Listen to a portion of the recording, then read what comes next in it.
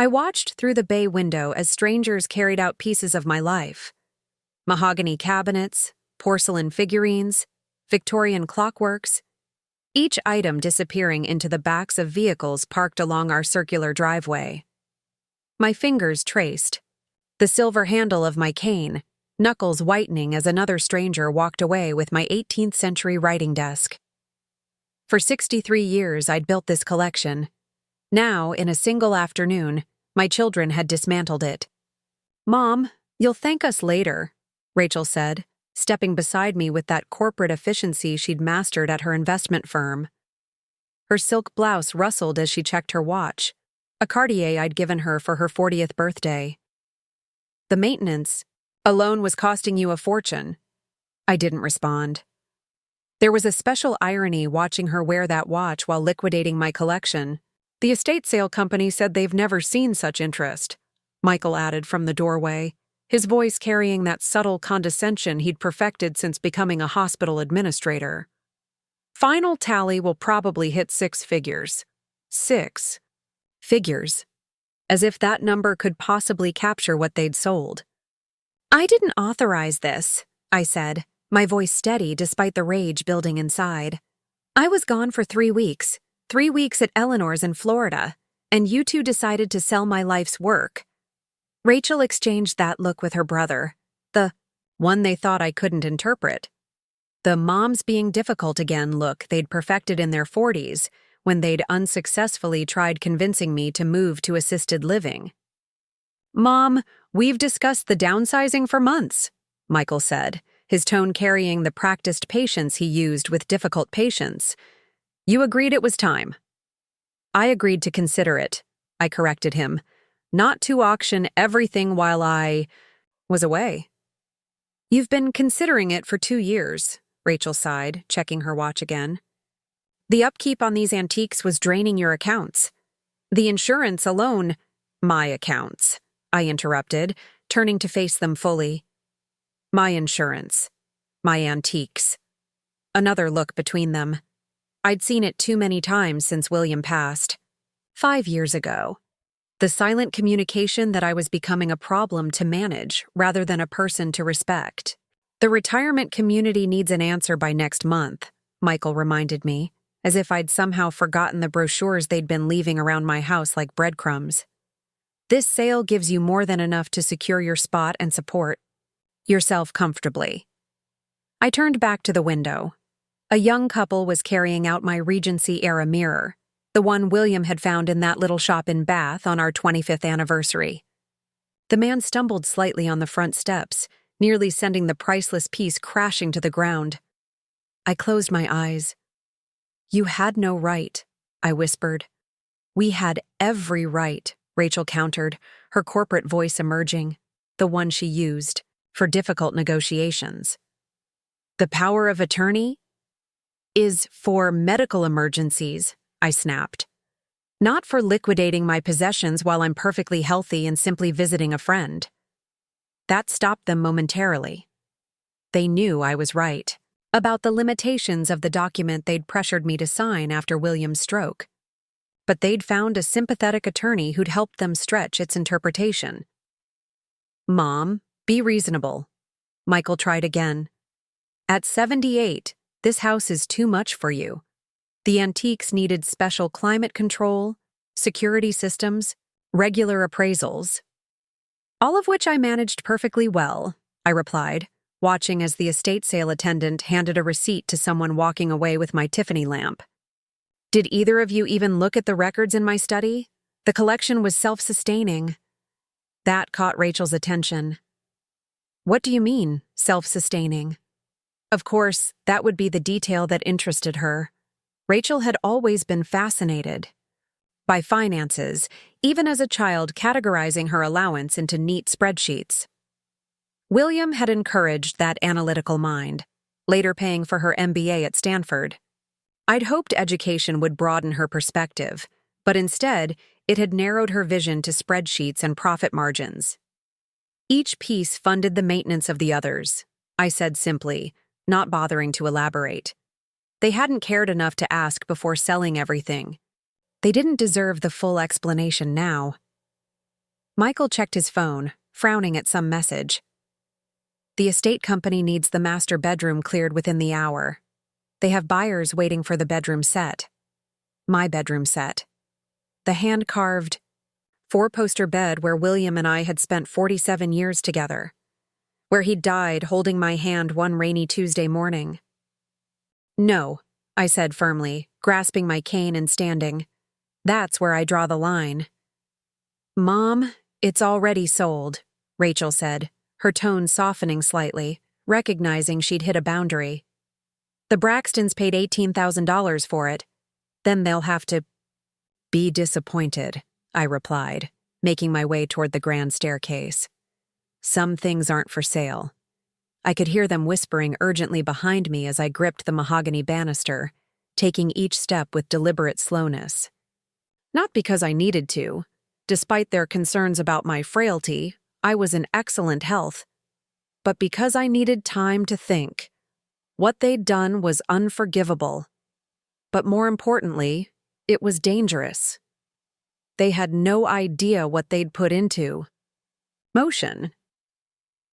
The second-floor hallway was already partly cleared, empty spaces on the wall where paintings had hung for decades. I passed the guest bedroom, now stripped of the Chippendale furniture that had once belonged to William's mother. My study door was open, the Aubusson rug already gone, revealing the original hardwood beneath. I turned to my bedroom, relieved, to find it still intact, though a woman in a black pantsuit was placing small numbered stickers on various pieces. She jumped slightly when she saw me. Mrs. Harrington, I was just preparing the final items for the buyers, she said professionally. They'll be arriving at 4 to collect the bedroom set. I'm afraid there's been a misunderstanding, I replied calmly. The bedroom set is no longer for sale. She looked confused, consulting her tablet. I have here that the entire contents were approved by my children, yes, I interrupted, who had no authority to sell these particular items. I'll be happy to refund the deposit with interest. I'll need to consult with... You'll find I'm still the legal owner of this property and everything in it, I continued, my voice still pleasant but firm. My children have exceeded their authority, and I'm exercising my right to withhold these items from sale. The woman, Amanda, according to her name badge, looked deeply uncomfortable. Perhaps I should speak with Ms. Harrington and Dr. Harrington. By all means, I smiled. Though I think you'll find that Mrs. Harrington, that's me, has the final say in this matter. As Amanda retreated to find my children, I moved to the carved mahogany secretary desk in the corner of my bedroom. It had been my personal writing desk for decades, the one piece I'd kept separate from the collection, as my children called it. To them, it probably seemed unremarkable compared to the museum-quality pieces throughout the house. They had no idea. It was the most valuable item of all. I could hear their voices now, Michael's deep baritone rising in frustration as he argued with Amanda in the hallway, Rachel's precise, lawyerly tones joining in. They'd be up here soon. My fingers found the hidden latch beneath the desk's writing surface, a mechanism unchanged for over a century. With practiced movements, I pressed the sequence, one that even William had never known. The small hidden drawer slid open silently, revealing a leather-bound journal and a USB drive. I took both, tucking them into the inner pocket of my cardigan just as my bedroom door burst open. "Mom, this is ridiculous," Rachel announced, Amanda and Michael trailing behind her. "The Braxtons are on their way. They've already paid." "Then refund them," I replied simply, closing the secretary desk. "I've changed my mind." "You can't just," Michael began, but I cut him off. "I can, and I have. Unless you'd like to explain to your attorney how you've exceeded the narrow medical authority I granted you, selling possessions of a competent adult without consent?" I imagine the state bar would find that conversation interesting.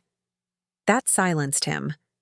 Michael had always backed down when challenged directly, a quality that had concerned William, who'd hoped our son would show more backbone in his professional life. Ironic that his first real stand would be against his own mother. "Amanda," I said pleasantly, turning to the estate sale representative. "I apologize for the confusion. My bedroom set and personal secretary desk are no longer available. Everything else can proceed as planned."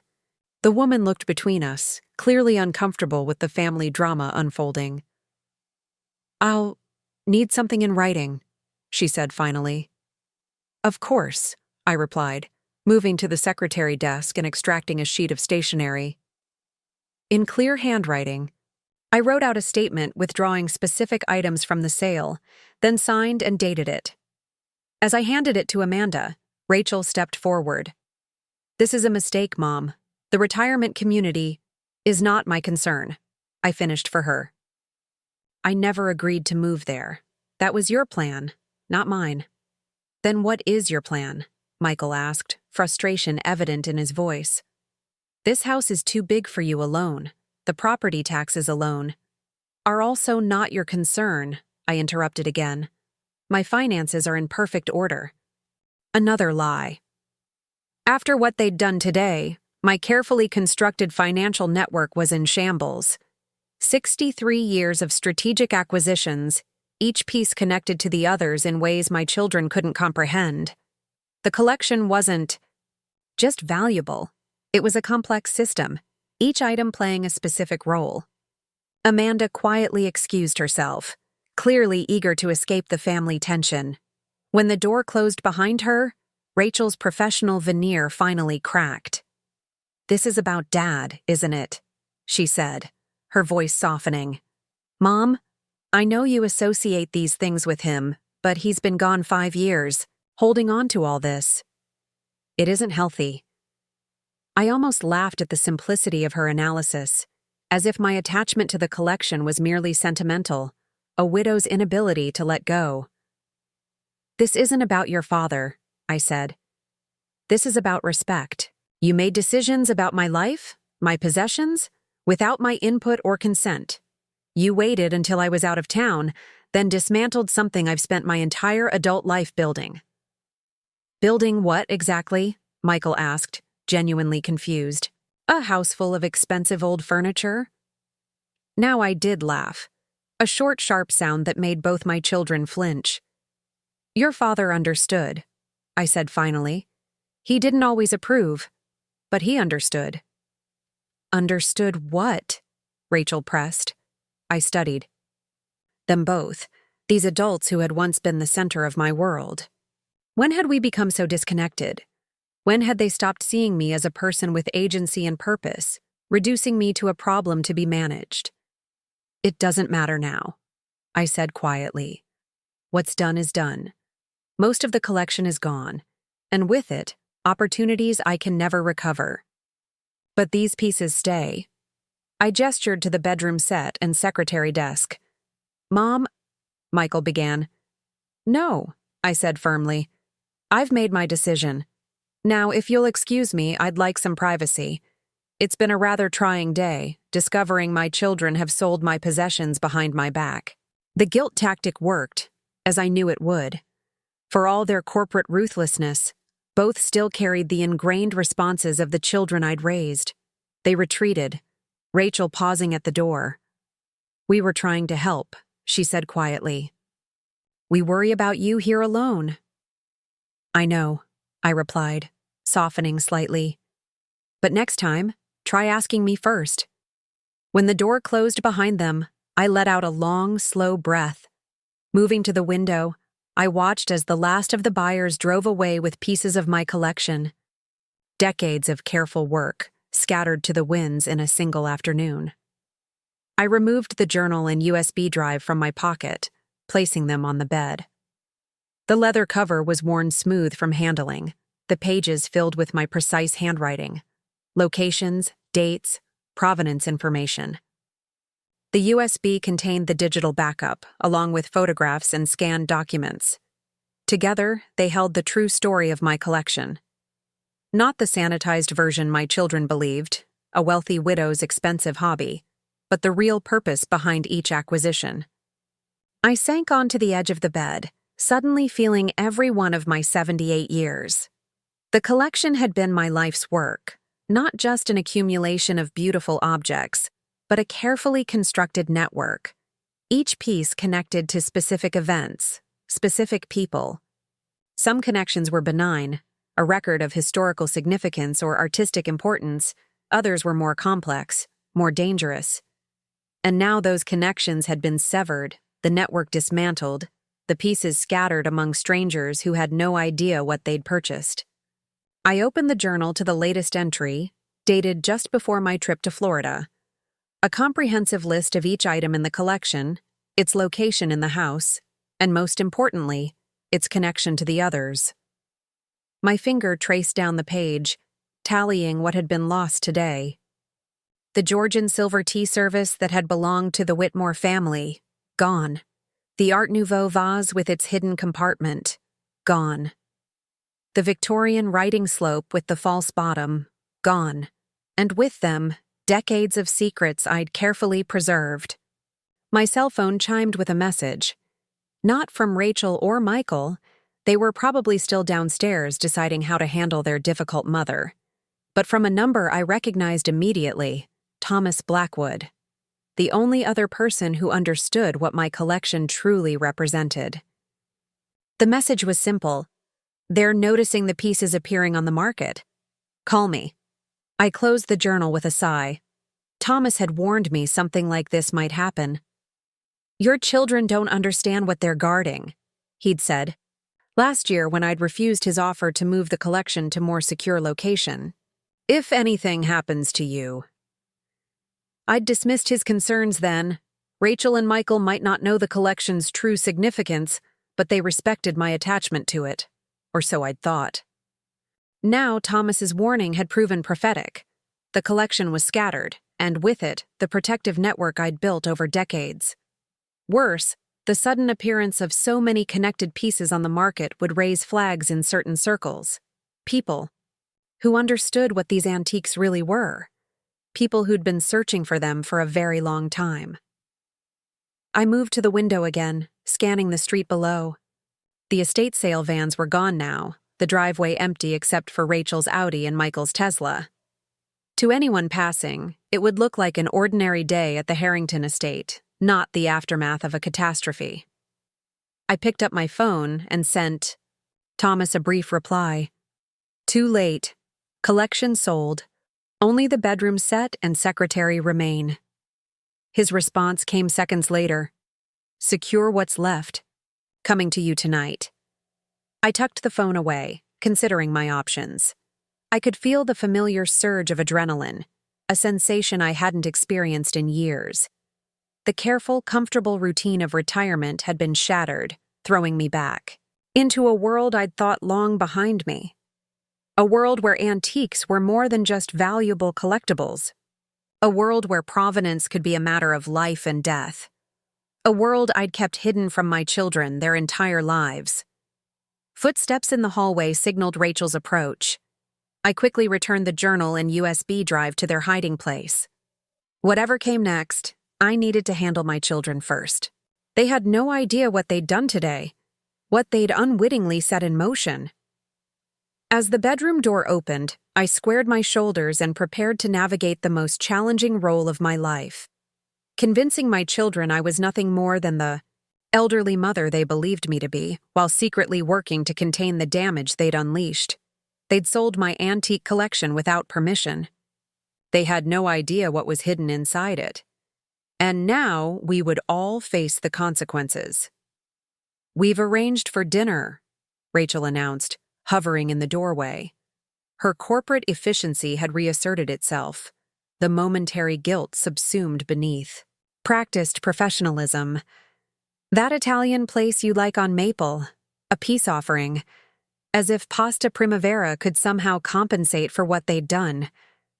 I'm not hungry, I replied, rearranging the pillows on my bed that had nearly been sold out from under me. I think I'll stay in tonight. Michael appeared behind his sister, jacket already on. Mom, we need to talk about next steps. The house is half empty now, and I'll decide what happens next, I interrupted. Tonight, I need rest. Another exchanged glance between them. I'd seen that look throughout their childhood, the silent communication of siblings plotting. Usually, it had been about extending bedtime or negotiating for dessert. Now it carried the weight of adult children planning their mother's future without her consent. "We'll bring you something back," Rachel finally conceded. "The realtor is coming tomorrow at 11. Just to discuss options," she added quickly, seeing my expression darken. "Cancel it," I said quietly. "Mom?" "Cancel it, Rachel. I'm not selling this house." Michael stepped forward, his hospital administrator voice in full effect. "Be reasonable. With the collection gone, there's no point in keeping this massive place. The property taxes alone are my concern, not yours," I finished. "I've managed my finances for decades without oversight, and I'll continue to do so." "Dad left us responsible," Rachel began. "Your father left me this house," I corrected. "And he trusted me to manage my own affairs.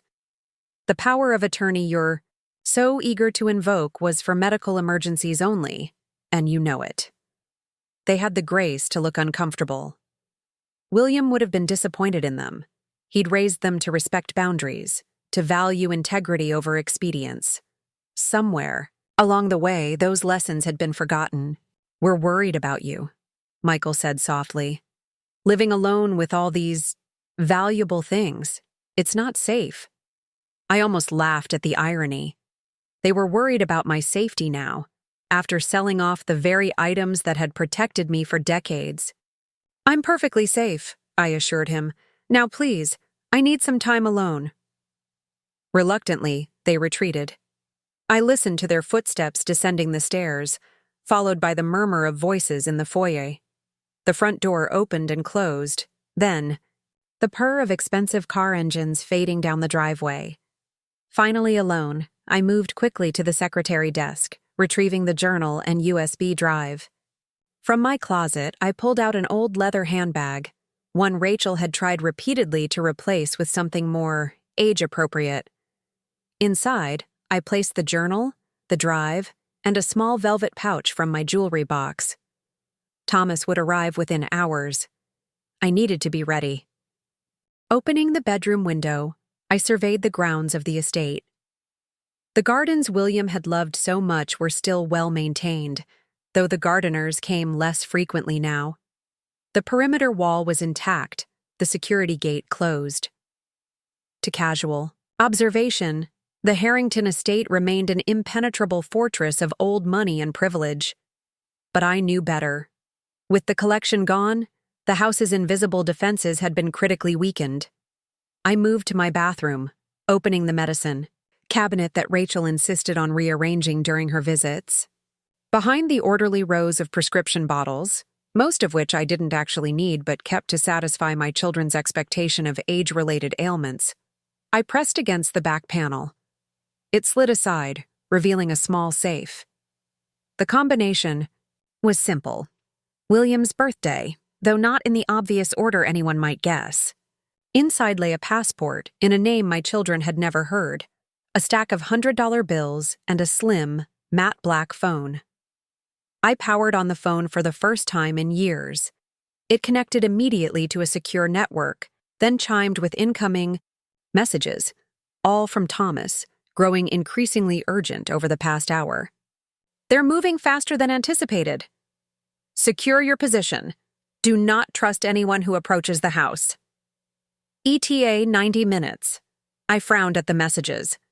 Thomas was not prone to overreaction. If he was this concerned, the situation was deteriorating. Rapidly. Moving back to the window, I scanned the street with new attention. At first glance, nothing seemed amiss. Then I noticed it. A dark sedan parked just beyond my property line. Too clean, too nondescript. The kind of vehicle chosen specifically to avoid attention, which, to trained eyes like mine, made it immediately suspicious. I texted Thomas. "Company has arrived early." His response came instantly. "How many?" "One vehicle visible. Sedan, dark, blue or black?" Can't see occupants. Do not engage. Accelerating my timeline.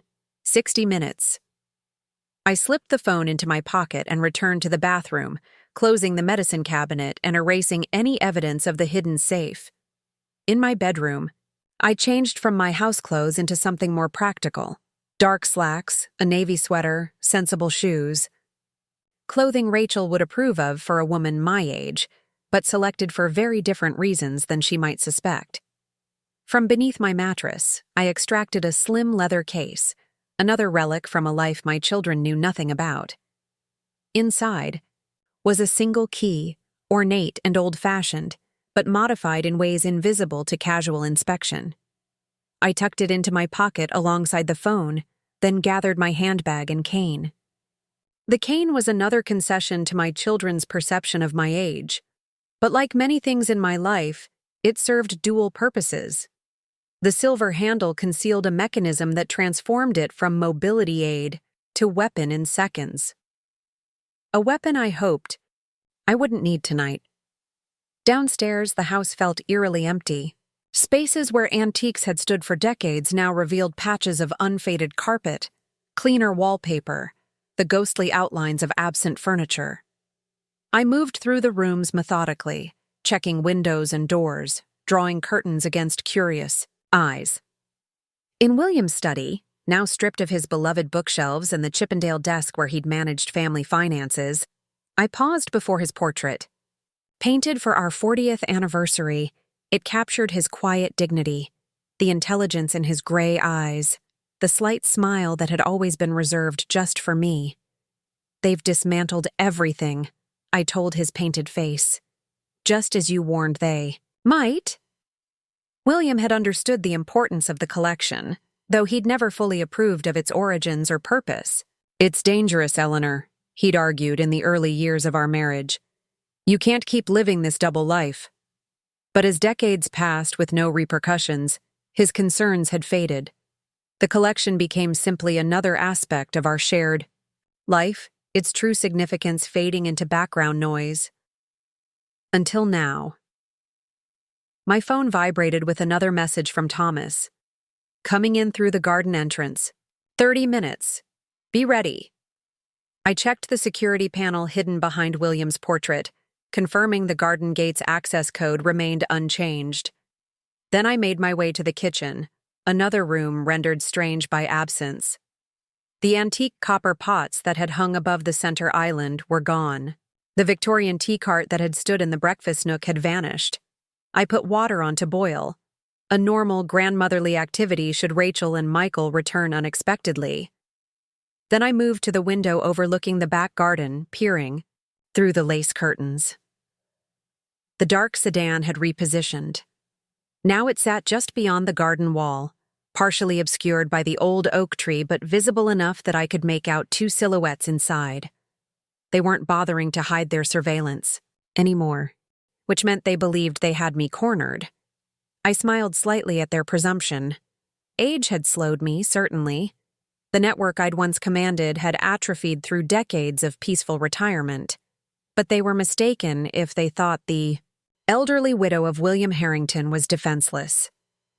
The kettle whistled. I prepared tea with practiced movements, selecting William's favorite blend. The familiar ritual steadied my nerves, the muscle memory of 60 years of marriage grounding me in the present moment, even as my mind calculated contingencies. As I carried my teacup to the kitchen table, headlights swept across the garden, not coming up the driveway but approaching the rear garden gate. "Thomas." I texted quickly. "2 watchers in sedan beyond the oak." "Noted," came his reply. "Gate access?" "Unchanged. Study window unlocked." I deleted our conversation, then pocketed the phone. From the drawer beside the refrigerator, now emptier without the collection of antique silver serving pieces Rachel had deemed unnecessary clutter, I retrieved what appeared to be an ordinary remote control. In truth, it operated not just the television in the adjoining sitting room, but several other systems my children had never suspected existed in their childhood home. I pressed a sequence of buttons, and throughout the house, subtle security measures activated. Nothing as Obvious as shuttered windows or alarm sirens, William had insisted our home never feel like a fortress, but effective nonetheless. Motion sensors engaged, certain doors quietly locked, others, previously secured, unlocked to provide emergency exits. The security system, like everything else in my carefully constructed life, appeared ordinary while concealing extraordinary capabilities. I sipped my tea and waited, watching through the kitchen window as a shadow detached itself from the darkness near the garden gate. Thomas moved with the same fluid grace I remembered, despite the decades that had passed since we'd last worked together. He skirted the rose garden, avoiding the motion-activated lights that illuminated the garden path, and approached the study window I'd left unlocked for him. A moment later, the security panel in the kitchen blinked, indicating motion in the study. Then the internal door opened, and Thomas Blackwood stood before me for the first time in 15 years. Age had touched him, of course. His once black hair was now steel gray, matching his precisely trimmed beard. Lines creased the corners of his eyes and bracketed his mouth, but his posture remained military straight, his gaze sharp and alert as it swept the kitchen, cataloging changes since his last visit. "Eleanor," he said simply, his voice rougher than I remembered. "Thomas," I acknowledged, gesturing to the chair across from me. "Tea?" He shook his head, remaining standing. "We don't have time for social niceties." "Your collection? How much did they sell?" "Nearly everything," I admitted. "The bedroom set and secretary desk are all I managed to save." He cursed under his breath, running a hand through his hair in a gesture so familiar it momentarily transported me back decades to safe-house debriefings and hurried consultations between operations. "The Veryukin pieces?" he asked urgently. "Gone. The silver tea service, the Art Nouveau vase, the writing slope, all sold." "Christ, Eleanor." He paced the kitchen, tension radiating from his movements. "Do you have any idea what you've done?" "What? My children have done," I corrected. "I was in Florida." "Semantics," he snapped. "The collection is scattered. Items that should never have been separated are now dispersed among civilians who have no idea what they possess." "I'm aware of the implications, Thomas," I said coolly. "I built that collection, remember? Piece by piece, while you were busy climbing the agency ladder." He had the grace to look chastened. "I'm sorry. That was unfair." He glanced toward the window where the sedan remained visible. "But we have more immediate problems. They've been waiting for something like this, a disruption in the network, pieces suddenly appearing on the open market." "Who specifically?" I asked, though I suspected the answer. "Koslov's people initially. But they're not the only ones watching now. The pieces are too valuable, the connections too significant." I nodded, absorbing this confirmation of my fears. "The journal and drive are secure," I told him, patting my handbag. "Complete records of each piece, its significance, its connection to the others." "Good," Thomas said, visibly relieved. "That gives us something to work with." He checked his watch. "We need to move quickly. My team can secure this location temporarily, but with the collection fragmented, this house is no longer safe for you." "I'm not leaving," I stated firmly. "This is my home, William's home." "William would want you alive," Thomas countered bluntly. "These people aren't interested in polite negotiations, Eleanor. They'll tear this place apart to find what they're looking for, and they won't care if you're in the way." I recognized the tactical assessment in his tone. Thomas had always been practical about threats, never one to exaggerate danger, but also never hesitating to acknowledge its reality. "My children will return soon," I said, glancing at the clock. "Their dinner at Salvatore's would be finishing. I can't simply disappear." "You won't disappear," Thomas assured me. "You'll take a carefully documented trip, something your children will find completely reasonable for a grieving widow finally ready to move forward with her life." I raised an eyebrow. "You've already arranged this cover story."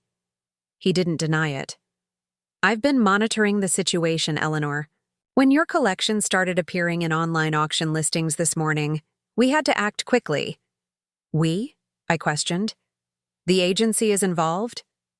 Not officially, Thomas said, his expression guarded. But certain individuals remember the importance of what we did, what you preserved. I took a long sip of tea, considering my options. I'd built a comfortable life here, constructed a careful facade of normality around secrets I'd hoped would remain buried. The thought of abandoning it all, returning to a world of shadows and half-truths at 78. And yet, what choice did I have? The collection was compromised, the network exposed. How long? I asked finally. 3 months minimum, Thomas replied. Long enough to recover the critical pieces and re-establish security protocols. I nodded slowly. My children can't know. Naturally, he agreed.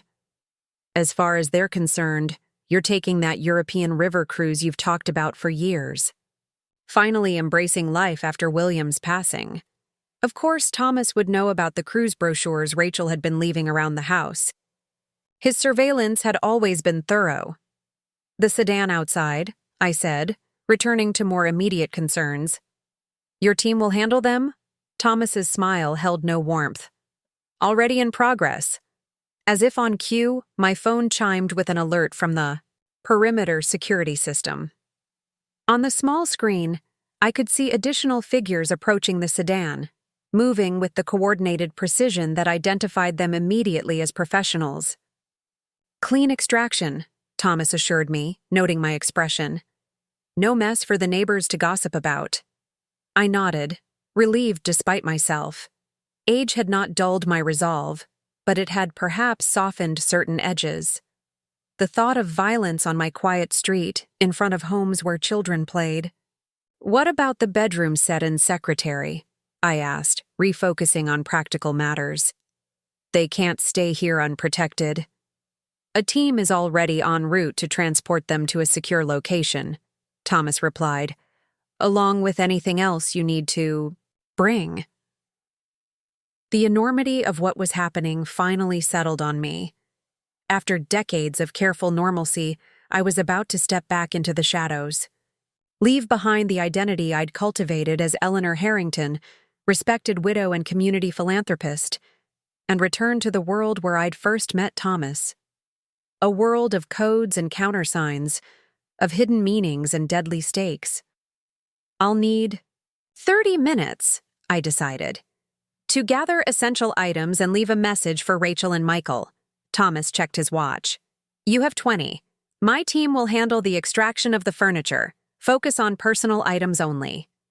I started to protest, then stopped. Thomas was right. We were operating on borrowed time. Already I could see his team efficiently neutralizing the threat outside, the occupants of the sedan being quietly transferred to another vehicle that had appeared at the curb. I rose from the table, leaving my half-finished tea. 20 minutes, I agreed. Upstairs, I moved with practiced efficiency, selecting only what was truly necessary. Clothing suitable for various situations. The few pieces of jewelry with actual sentimental value rather than operational significance. Medications I genuinely needed, rather than the placebos I took to satisfy my children's concern. In my bedroom, I found 2 of Thomas's team already carefully disassembling the 4-poster bed. They worked with the precision of art handlers, treating each piece with appropriate reverence. The secretary first, I instructed them. It contains the most critical components. They nodded, immediately shifting their attention to the seemingly unremarkable desk in the corner. From my closet, I retrieved a small leather suitcase, one Rachel had mockingly called my old lady bag during our last vacation together. Its outdated appearance concealed modern innovations, including a false bottom where I now stored the journal and USB drive from my handbag. At my writing desk, a modern piece Rachel had gifted me last Christmas, believing I needed something more ergonomic, I composed a brief note for my children, Rachel and Michael. After considerable reflection, I've decided to take that Europeans river cruise you've both encouraged me to consider. The sale of my collection has provided the means, and you were right. Perhaps it is time for new experiences. I've arranged for my bedroom furniture to be placed in storage while I'm away. The house will remain as is otherwise. I'll be in touch when I arrive in Amsterdam. Love. Mom, I sealed the note in an envelope, propping it against the lamp on my bedside table where they would certainly find it. Rachel would be suspicious, of course. My sudden departure would seem out of character, but the cruise had been her suggestion originally. She would want to believe I'd finally taken her advice. From my jewelry box, I selected William's signet ring, the one item I wore not for its operational significance, but for the comfort it provided.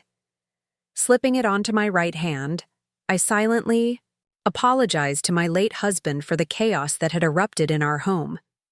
You warned me this might happen one day, I thought, touching the gold band, that the past never stays buried forever.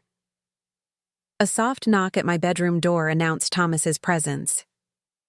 Time to go, Eleanor, he said quietly. My team has secured the furniture. The transport vehicle is waiting in the back garden. I nodded, taking one last look around the bedroom I'd shared with William for nearly 5 decades. The room where we'd whispered secrets, shared dreams, planned our children's futures.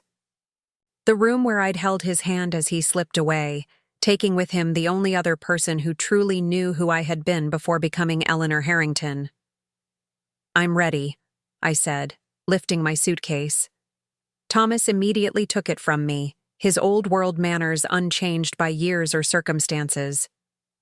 The sedan team has been neutralized, he reported as we descended the stairs. We have approximately 15 minutes before your children return from dinner. In the kitchen, I paused to leave my house keys on the counter, another detail to support the narrative of my planned departure. Then I followed Thomas through the study to the garden beyond. The night air carried the scent of William's roses, a poignant reminder of everything I was leaving behind. A sleek black van waited on the garden path, its rear doors open to reveal my secretary desk and disassembled bed frame, secured for transport. Passport? Thomas asked as he helped me into the passenger seat of a waiting SUV. I patted my handbag, where Eleanor Harrington's perfectly legitimate passport resided. The other one, bearing a name from my previous life, remained concealed in the lining of my suitcase. Phone? I produced my regular cell phone, the one Rachel and Michael called, and handed it to him. Thomas immediately removed the battery and SIM card, placing them in separate pockets. They'll trace it to Amsterdam, he explained. Signal will disappear after that, consistent with someone changing to a European provider. I nodded, impressed despite myself with the thoroughness of his preparations. Thomas had always been meticulous. The house? I asked as the SUV pulled away from the curb, following the van containing my remaining antiques. Security team will maintain discreet surveillance, he assured me. Your children will find nothing amiss when they return. Just a mother who finally decided to take their advice and travel while she still can. I glanced back at the Harrington estate as we turned onto the main road, the familiar silhouette of its roofline visible against the night sky. For 60 years I'd lived within those walls, building a life so convincingly normal that even my own children had never suspected the truth. Where are we going? I asked, turning back to Thomas. Somewhere safe, he replied, his attention on the road. A place where we can regroup, assess the damage, and plan our recovery operation. Recovery operation, I repeated, the terminology jarring after decades of civilian life. You make it sound like we're retrieving classified materials. Thomas glanced at me, his expression serious. Aren't we? Your collection wasn't just valuable antiques, Eleanor. It was an archive, physical evidence of operations even the official records don't acknowledge. If the wrong people reassemble those pieces, understand their significance, He didn't need to finish. I knew better than most what was at stake. My children have no idea what they've done, I murmured. And they can never know, Thomas said firmly. For their safety as much as operational security. I nodded, accepting this reality. Rachel and Michael would never understand the truth about their mother's collection, or the woman who had assembled it piece by careful piece. They believed they'd sold an old woman's expensive furniture. They had no idea they'd dismantled one of the most important intelligence archives of the Cold War. And now, as we disappeared into the night, I could only hope we could recover the critical pieces before others discovered what my children had unwittingly released into the world. The safe house looked nothing like a safe house. That was intentional, of course. Located in an upscale retirement community in Northern Virginia, the spacious condominium blended perfectly with its surroundings. Tasteful furnishings, neutral decor, the kind of place that appeared in aspirational brochures for affluent seniors. Hiding in plain sight, I murmured as Thomas led me through the front door, security system disarming automatically as we entered. The community believes you're Margaret Wilson, recently widowed banker from Boston, Thomas explained, setting my suitcase near the entryway. Private but perfectly pleasant when engaged. You'll find a complete background file in the study. Margaret Wilson, I repeated, testing the name. Not one of my previous operational identities, which was wise. Those names would be in someone's database by now, despite the passage of decades. The paperwork shows you moving in 3 months. Ago, Thomas continued, leading me through the living room toward the kitchen. Neighbors have seen a silver-haired woman matching your general description coming and going occasionally, enough to establish the identity without creating close relationships. I nodded, appreciating the thoroughness of the cover. Your team? Former colleague who owed me a favor. She's approximately your height, though she needed a wig for the hair color. In the kitchen, Thomas pressed his palm against what appeared to be an ordinary section of wall beside the refrigerator. A panel slid aside, revealing a security room beyond, monitors displaying various angles of the condominium complex, communications equipment, and a small arsenal secured behind reinforced glass. Some things never change, I observed dryly. Thomas's mouth twitched in what might have been a smile. The fundamentals remain the same, even if the technology evolves. He gestured to a sleek tablet mounted on the wall. This controls everything: security, systems, communications, climate control. The interface is intuitive, designed for users of all technical proficiencies. You mean for old people like me? I translated, arching an eyebrow. This time he did smile briefly. For operators who might not have kept pace with technological developments while living civilian covers for extended periods. I stepped into the security room, my eyes automatically cataloging exit routes, weapons placements, surveillance capabilities. The habits of a lifetime reasserting themselves after decades of dormancy. The bedroom furniture and secretary desk? I asked. Being transported to a secondary location for preliminary examination, Thomas replied. My team includes a conservator who specializes in antiques with unique modifications. Sophia Chen?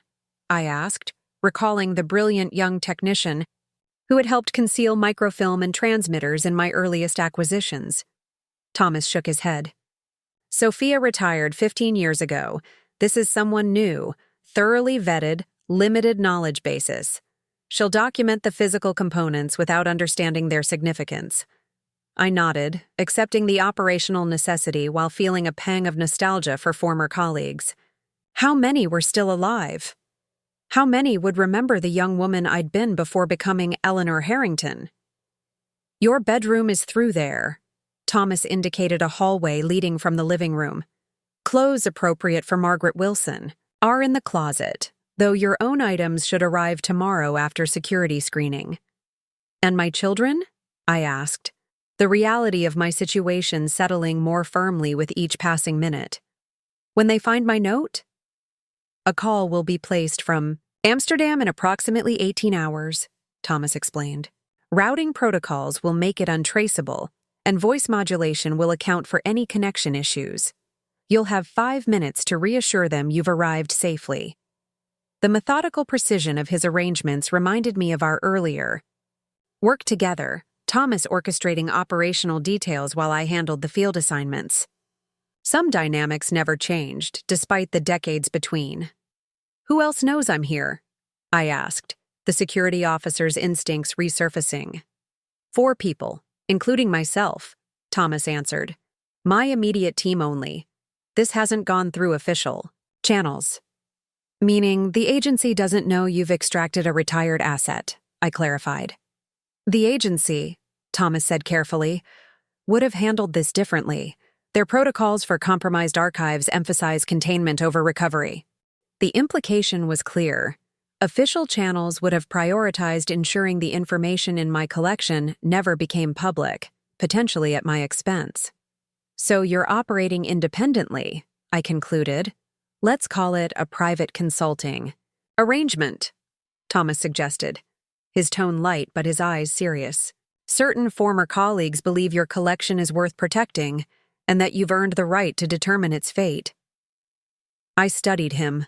This man I'd once trusted with my life on multiple occasions. Time had weathered us both, but the essential Thomas remained, principled, meticulous, and absolutely reliable within his own ethical framework. That framework might not align perfectly with conventional morality, but it had always been consistent. "Thank you," I said simply. He acknowledged this with a slight nod, then checked his watch. "You should rest. Tomorrow will be demanding." "I need to see the journal first," I insisted. "We need to prioritize which pieces must be recovered immediately." Thomas hesitated, then nodded. "The dining table has been converted to a workspace. I'll have coffee brought in." The dining room had indeed been transformed into an operational center. The elegant table now held laptops, a portable scanner, and secure communication devices. A large corkboard covered one wall, currently empty, but clearly intended for mapping connections as we identified them. I retrieved the journal from my suitcase, handling the worn leather volume with the reverence it deserved. 63 years of intelligence gathering, documented in my precise handwriting. Names, dates, locations, the physical manifestation of a network that had operated in shadows for decades. Thomas joined me, carrying 2 mugs of coffee. A younger man followed with a tray containing cream, sugar, and a plate of butter cookies, the exact brand William had always kept in his study.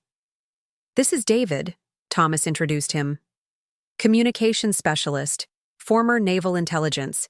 He'll be coordinating." "Our information management." David nodded respectfully. "Mrs. Harrington, it's an honor to meet you." I assessed him quickly, mid-30s, military posture slightly relaxed by civilian life, eyes sharp but kind. The type who joined intelligence work out of genuine patriotism rather than adrenaline addiction or power hunger. "Thank you for the cookies," I said, selecting one. "Thomas told you about William's preferences?" David smiled slightly. "Your husband's file mentioned his fondness for them. I thought they might make this transition more comfortable." So they had files on William, too. I shouldn't have been surprised. The agency documented everything, but it was jarring nonetheless to realize my husband's habits had been recorded in some intelligence database. "Let's begin," I said, opening the journal to its index pages. The collection contained 178 cataloged pieces. Of those, 23 contained active intelligence material. The rest were supporting documentation or authentication pieces. Thomas pulled a laptop toward him. The estate sale company published photographs of 62 items. We're still identifying the rest through their transaction records. I turned to the journal entries documenting the most crucial pieces. "The Georgian Silver Tea Service is our primary concern. The sugar bowl contained microfilm records of the Helsinki operation." Thomas nodded, typing notes. "Purchaser? Unknown." "Yet," David answered, consulting his tablet. The estate company's records show it sold within the first hour to a cash buyer. We're trying to identify them through security footage. I continued through my list. The Art Nouveau vase with the peacock design. The base contains decoded transmissions from the Belgrade station, 1962 through 1965. Purchased by an online bidder, David reported.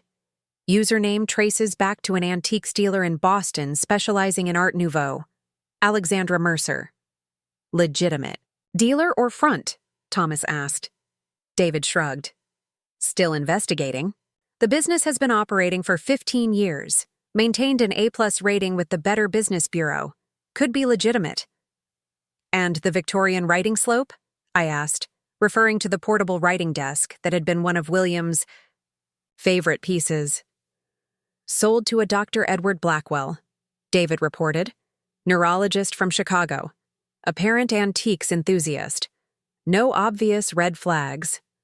I nodded, trying to feel reassured that at least some pieces had gone to seemingly innocent buyers. But experience had taught me that the most effective covers were often the most ordinary. What about the Meissen figurines? I asked. The shepherd and shepherdess pair? David consulted his tablet again. No record of sale yet. They might still be with the estate company. Those we need immediately, I told Thomas. The shepherdess contains microfilmed dossiers on Kozlov's entire Berlin network.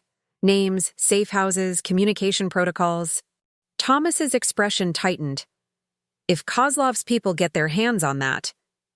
Exactly, I confirmed. Every Western asset who operated against his organization would be compromised. Some are still alive, Thomas. I'll dispatch a team to the estate company tonight, he decided, sending a quick message on his secure phone. We'll acquire the figurines before they're cataloged for open sale. I turned the page in my journal, continuing through the priority list. For the next 2 hours, we methodically identified each piece, its significance, and its current location when known. By midnight, we had assembled a preliminary recovery plan for the most critical items. 19 pieces identified as high priority, Thomas summarized. 6 with known buyers, 4 still with the estate company, 9 unaccounted for. I rubbed my eyes, fatigue finally catching up with me. The secretary desk will give us additional information once your conservator examines. The hidden compartment behind the letter slots contains backup documentation. Thomas nodded. We should have preliminary results by morning. He closed his laptop. You need rest, Eleanor. We'll reconvene at 8. I didn't argue. Adrenaline had carried me through the day, but at 78, even well-maintained bodies have limits. David showed me to the master bedroom, a tastefully appointed space that continued the fiction of Margaret Wilson's comfortable retirement. The bathroom is fully stocked, he informed me. There's a panic button beside the bed and another in the shower. Security monitors maintain privacy filters but will alert to any unusual movements or sounds. I thanked him, then closed the door behind him, finally alone with the magnitude of what had happened. In less than 24 hours, I had gone from being Eleanor Harrington, respectable widow, to this, a compromised intelligence asset hiding in a safe house, planning covert recovery operations for classified material. William would have been horrified. He'd spent decades helping me maintain my cover as a normal, if wealthy, antiquarian, had supported my gradual transition from active asset to deep cover archivist, had believed that transition was permanent. In our final years together, as my collection grew more valuable and more dangerous, he'd urged me to make arrangements for its security after his death. Rachel and Michael don't understand what they're guarding, he'd warned during his final months. You need to tell them, or transfer the collection to people who understand its significance. I'd refused, convinced the careful documentation I maintained would be enough, that the children who'd grown up surrounded by antiques would respect their mother's attachment to them, even if they didn't understand it. I'd been catastrophically wrong. From my handbag, I retrieved William's signet, ring, slipping it onto my finger. "You were right," I told him silently. I should have listened. The ring had been his grandfather's, passed down through generations of Harrington men. William had worn it every day of our marriage, the gold band a constant presence whether he was gardening in old clothes or attending charity galas in formal wear. On his deathbed, he'd pressed it into my palm. "Keep it safe," he'd whispered, "like you've kept everything else safe." I'd assumed he meant for me to reserve it for Michael, maintaining the family tradition. Only later, examining it closely, did I discover William's final contribution to my archive, a microfilm hidden within the ring's secret compartment, containing the names of every person who knew about my collection's true purpose. Some of those names I'd recognized immediately. Others were mysteries, people William had apparently vetted without my knowledge, insurance against exactly the situation that had now developed. The first name on that list had been Thomas Blackwood. My phone lit up with a text message, not the secure device Thomas had provided, but my personal cell phone, the one Thomas had supposedly disabled. "Mom, are you really going on that cruise? Call us." Rachel, my daughter, efficient as always. She and Michael must have returned from dinner, found my note and immediately tried to reach me. When I didn't answer, Rachel had reverted to texting, her preferred communication method for everything from grocery lists to emotional crises. I considered my options. Thomas's plan called for a carefully staged call from Amsterdam tomorrow. Responding now would disrupt that operational timeline, but maternal instinct warred with tactical necessity. My children, for all their high-handed behavior, would be genuinely concerned by my sudden departure. The emotional distance between us didn't negate the decades I'd spent protecting them, not just from external threats, but from the truth about their mother's past. I compromised, typing a brief response. "On my way to the airport. We'll call when I land. Love you both."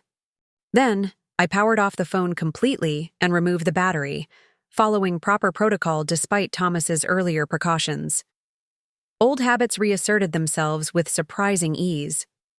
In the bathroom, I found new toothbrushes, high-end toiletries, and nightclothes still bearing department store tags, all selected to maintain Margaret Wilson's affluent widow persona.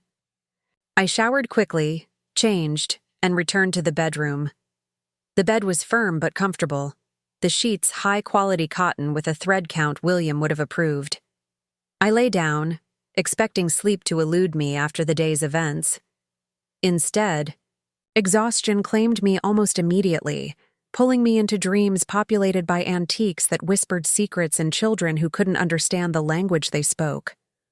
Morning arrived with the smell of coffee and the gentle chime of my room's communication panel. "Mrs. Harrington," David's voice came through the speaker. "Breakfast is ready when you are. Mr. Blackwood has received preliminary reports on your secretary desk." I acknowledged this, then dressed efficiently in clothes from Margaret Wilson's closet, tailored slacks, a cashmere sweater, comfortable but expensive shoes. The woman staring back from the bathroom mirror looked every inch the wealthy retiree, not the former intelligence operative now planning a series of covert recovery operations. My Margaret Wilson persona even had appropriate jewelry, tasteful. Pearls, a diamond tennis bracelet, a sapphire ring that complemented rather than competed with William's signet ring on my other hand. The team had assembled in the dining room by the time I emerged. Thomas sat at the head of the table reviewing documents on a tablet. David occupied a communication station in the corner, headset in place as he monitored multiple screens. A woman I didn't recognize was arranging photographs on the corkboard wall. "Eleanor," Thomas greeted me, standing as I entered. "Sleep well?"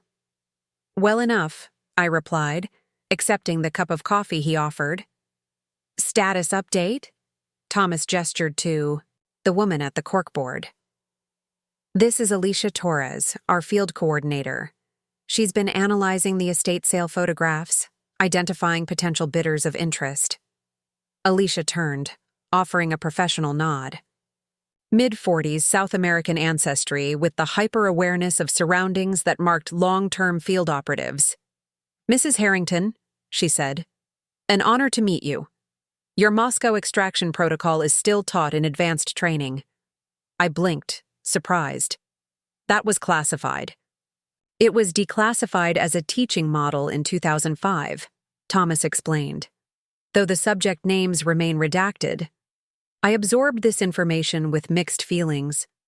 Proud that my work had proven valuable enough to serve as training material, but disconcerted by the reminder of how much had changed in the intelligence world I'd left decades ago. "The secretary desk?" I asked, refocusing on immediate priorities. Thomas pulled up a series of photographs on the main screen. The conservator worked through the night. As you predicted, the hidden compartment behind the letter slots contained microfilmed documentation, backup records for approximately 60% of the collection. Relief flooded through me. That gives us authentication materials at least. Proof of what each piece contains. More importantly, Thomas continued, it gives us leverage if we need to approach official channels. The agency might be reluctant to allocate resources to recovering scattered antiques, but documented Cold War intelligence assets are another matter. "What about the bed frame?" I asked. "Still being examined," Thomas replied. "Initial assessment shows no hidden compartments or microdots, but they're conducting a more thorough examination of the joinery today." I nodded, unsurprised. The bedroom set's value had been primarily sentimental, a last connection to the home I'd shared with William. Its operational significance was minimal. "We've made progress locating several key pieces," Alicia reported, gesturing to the corkboard where she'd arranged photographs with connecting lines. "The mice and figurines are indeed still with the estate company. A team is preparing to acquire them today, posing as buyers representing a German collector." "The Georgian tea service?" I asked. "More complicated," she admitted. "We've identified the buyer as James Whitfield, an investment banker from New York. He purchased it as an anniversary gift for his wife." "Legitimate?" Thomas asked. Alicia shrugged. "All indications suggest yes. Married 15 years, 2 children, no unusual financial patterns or travel history. He appears to be exactly what he seems, a wealthy man buying an expensive gift." "We'll need a specialized approach then," I mused. "Something that allows us to access the tea service without alerting the family to its significance." "I've begun developing options," Alicia confirmed, "including a manufacturing recall scenario and a museum authentication request." I nodded approvingly. The former would allow us to temporarily possess the tea service under the guise of fixing a potential defect, while the latter might grant access to examine it in the Whitfield's home.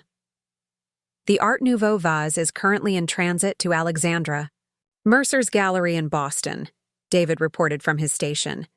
"Expected arrival tomorrow. Our team will intercept the delivery, using standard authentication protocol as cover." "And the writing slope?" I asked. "Dr. Blackwell has already placed it in his office at Northwestern Memorial," Alicia said. "Hospital security complicates direct acquisition. We're considering approaches through medical philanthropy or regulatory inspection." The methodical professionalism of their planning reassured me. For all that had changed in the intelligence world, the fundamental tradecraft remained consistent. Identify objectives, assess obstacles, develop multiple approach vectors. "What about my children?" I asked. "Have they responded to my message?" David nodded. "Ms. Harrington attempted to call you 3 times last night, Dr. Harrington twice. They've also contacted the cruise line, who confirmed a booking in your name." "Which we arranged," Thomas added. "The cruise line's records show you booked the trip 6 weeks ago," another element supporting the narrative that this was a planned decision, not a sudden reaction to their selling your collection. "They won't believe it," I said with certainty. "Rachel especially. She'll recognize this isn't my normal behavior pattern." "Which is why your call from Amsterdam needs to be convincing," Thomas emphasized. "You'll need to project enthusiasm for this new chapter, relief at finally divesting." yourself of burdensome possessions. I grimaced at the thought. Acting had never been my strongest operational skill. William had often teased me about my transparent expressions. "Your face gives everything away, Eleanor." He'd laughed during our bridge games, but I'd fooled my own children for decades about my true history. Surely I could maintain the deception for one more phone call. "The Amsterdam call is scheduled for 2 p.m. Eastern," Thomas continued. "Routing protocols are in place. You'll have talking points with appropriate details about your flight and arrival." I nodded, already mentally composing what I would say. Rachel would want logistics, hotel information, itinerary details, emergency contacts. Michael would be more concerned with my emotional state, looking for signs of impulsivity or cognitive decline. "We've also made progress on identifying unusual buyers," Alicia reported, drawing my attention back to the recovery operation. 3 purchasers at the estate sale match profiles of interest. She indicated photographs on the corkboard. 3 individuals captured by security cameras at my home during the sale. Viktor Petrov, she identified the first, a slender man with silver hair and designer glasses. Cultural attaché at the Russian consulate in New York. Former FSB, suspected of involvement in several intelligence-gathering operations. Kozlov's people, I murmured, unsurprised. "What did he purchase?" "A set of first-edition Dickens novels and a small Fabergé egg," Alicia reported. "Neither appears on your high-priority list." "The egg contained nothing," I confirmed, "and the Dickens volumes were authentication pieces only. They established my cover as a legitimate collector." Alicia nodded, moving to the second photograph. Lin Wei, representing the Huang Family Foundation, a Hong Kong-based investment group with ties to Chinese intelligence. She purchased a Louis XV writing table and a collection of jade figurines. I frowned, consulting my mental catalog. The writing table contained geographical coordinates for 3 dead drops in East Berlin. No longer operationally significant, but historically sensitive. The jade figurines were clean. "And finally," Alicia continued, indicating the third photograph, "this gentleman used the name Michael Collins, but facial recognition identifies him as Alexei Baranov, former KGB, now working as a private contractor for various intelligence services." "What did he purchase?" Thomas asked sharply. "The Victorian chess set," Alicia reported. I closed my eyes briefly. "Priority 1, I said quietly. "The White King contains microfilm identifying every double agent placed in Western intelligence agencies by the 13th Directorate." Thomas cursed under his breath. "Names that were never officially acknowledged, even after the Soviet collapse. People, who may still be in sensitive positions," I added, "or whose children or protege are. Baranov knows exactly what he bought," Thomas concluded grimly. "This wasn't an opportunistic purchase. He came specifically for that chess set." I nodded, the implications settling heavily. "Which means someone else knows about my collection. Someone who sent Baranov to acquire specific pieces once they became available." "But who?" David asked, joining the conversation. "The original KGB handlers are all dead or long retired. The agency personnel who knew about your operation have mostly passed on." I touched William's signet ring thoughtfully. "There's always someone left. Records that survived purges, memoirs written in retirement, deathbed confessions. Or more. Recent leaks," Thomas suggested. "Intelligence agencies have faced numerous compromises in the digital age. Information that was once compartmentalized is now vulnerable to mass extraction." The room fell silent as we contemplated the possibilities. After decades of security, my carefully preserved archive was now scattered, with at least one piece, in the hands of someone who understood its true value. "We need to recover the chess set before Baranov extracts the microfilm," Thomas decided. "Alicia, make that our priority operation." "Already on it," she confirmed. Baranov boarded a flight to Vienna this morning. We have a team on the ground ready to intercept when he arrives. I nodded. the familiar rhythm of operational planning both comforting and disorienting after so many years of civilian life. The White King's compartment requires a specific sequence to open without damaging the film. Your team will need the exact protocol. Can you document it? Thomas asked. Better than that, I replied, reaching for a notepad. I can draw it for them. The mechanism was custom designed by a watchmaker in Geneva. One wrong move and the internal acid vial ruptures, destroying the microfilm. As I sketched the intricate mechanism, adding detailed notes about pressure points and sequence, I reflected on the irony of my situation. For decades, I'd lived in fear that my past would somehow resurface, threatening the peaceful life I'd built with William and our children. Now that very thing had happened, but not through any operational failure or enemy action. Instead, my own children had inadvertently compromised my life's work, scattering pieces of a dangerous puzzle among unsuspecting buyers and calculating adversaries alike. The question remained, could we recover the most critical items before their secrets were exposed? And what would happen to Eleanor Harrington's carefully constructed life if we failed? The Amsterdam call was a performance I hadn't prepared for. After decades of operational work, one would think a simple deception would come easily. But lying to assets or targets had always been different from lying to my children. Mom? Is that really you? Rachel's voice carried that mixture of concern and exasperation I knew so well. In the background, I could hear Michael asking if she had me on speaker.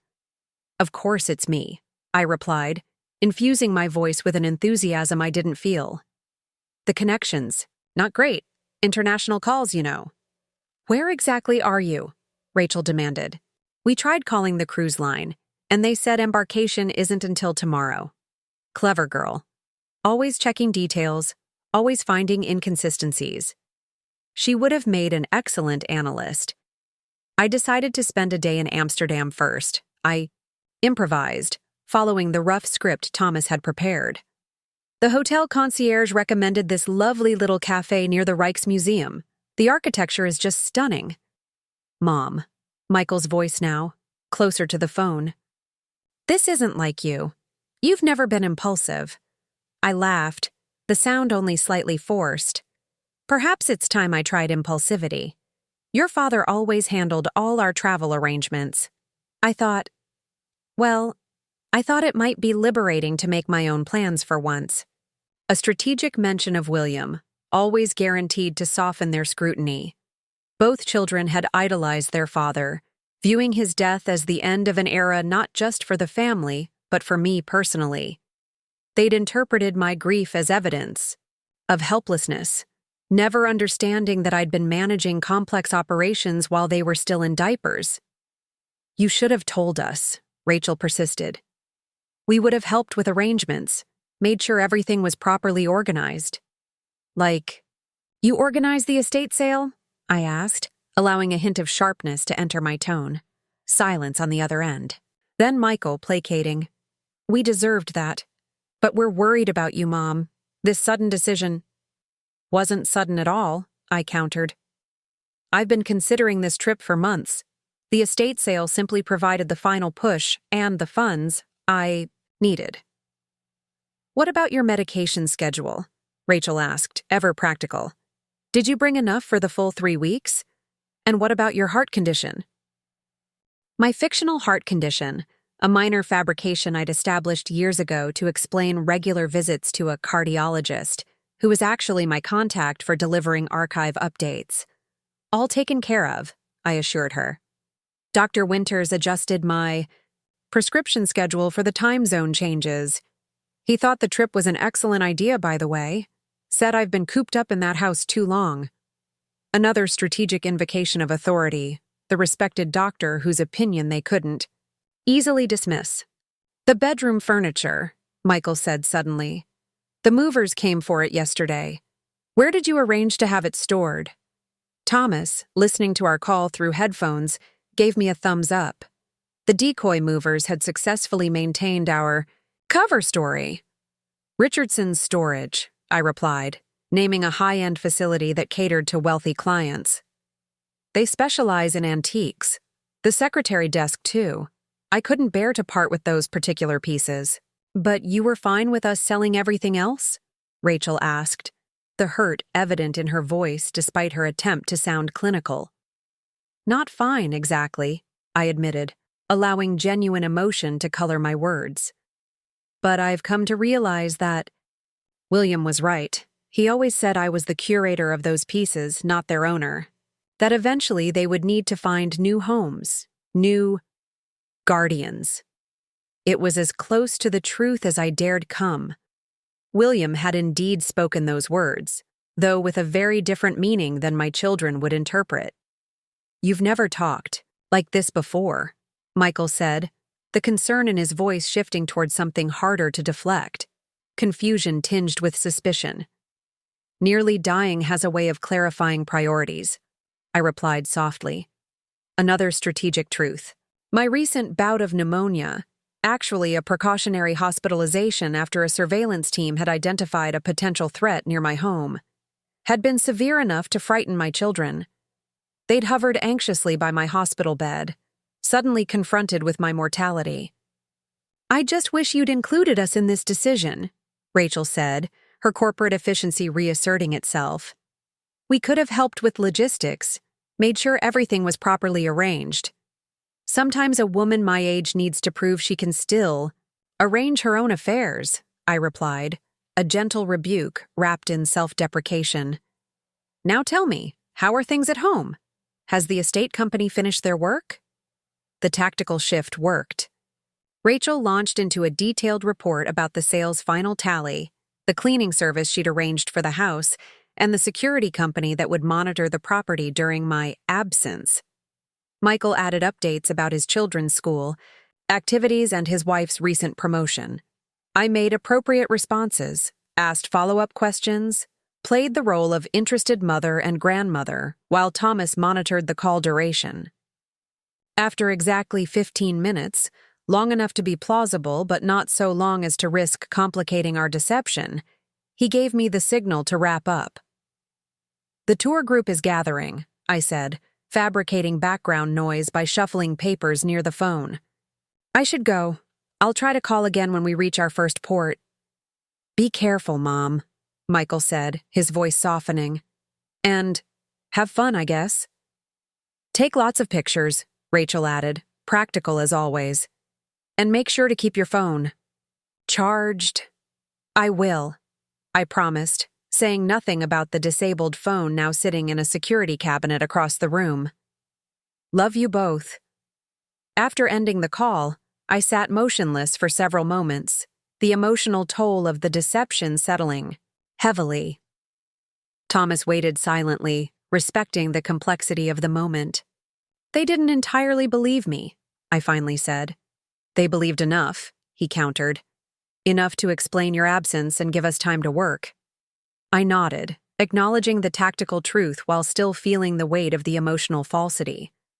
For all their high-handed behavior, Rachel and Michael were still my children.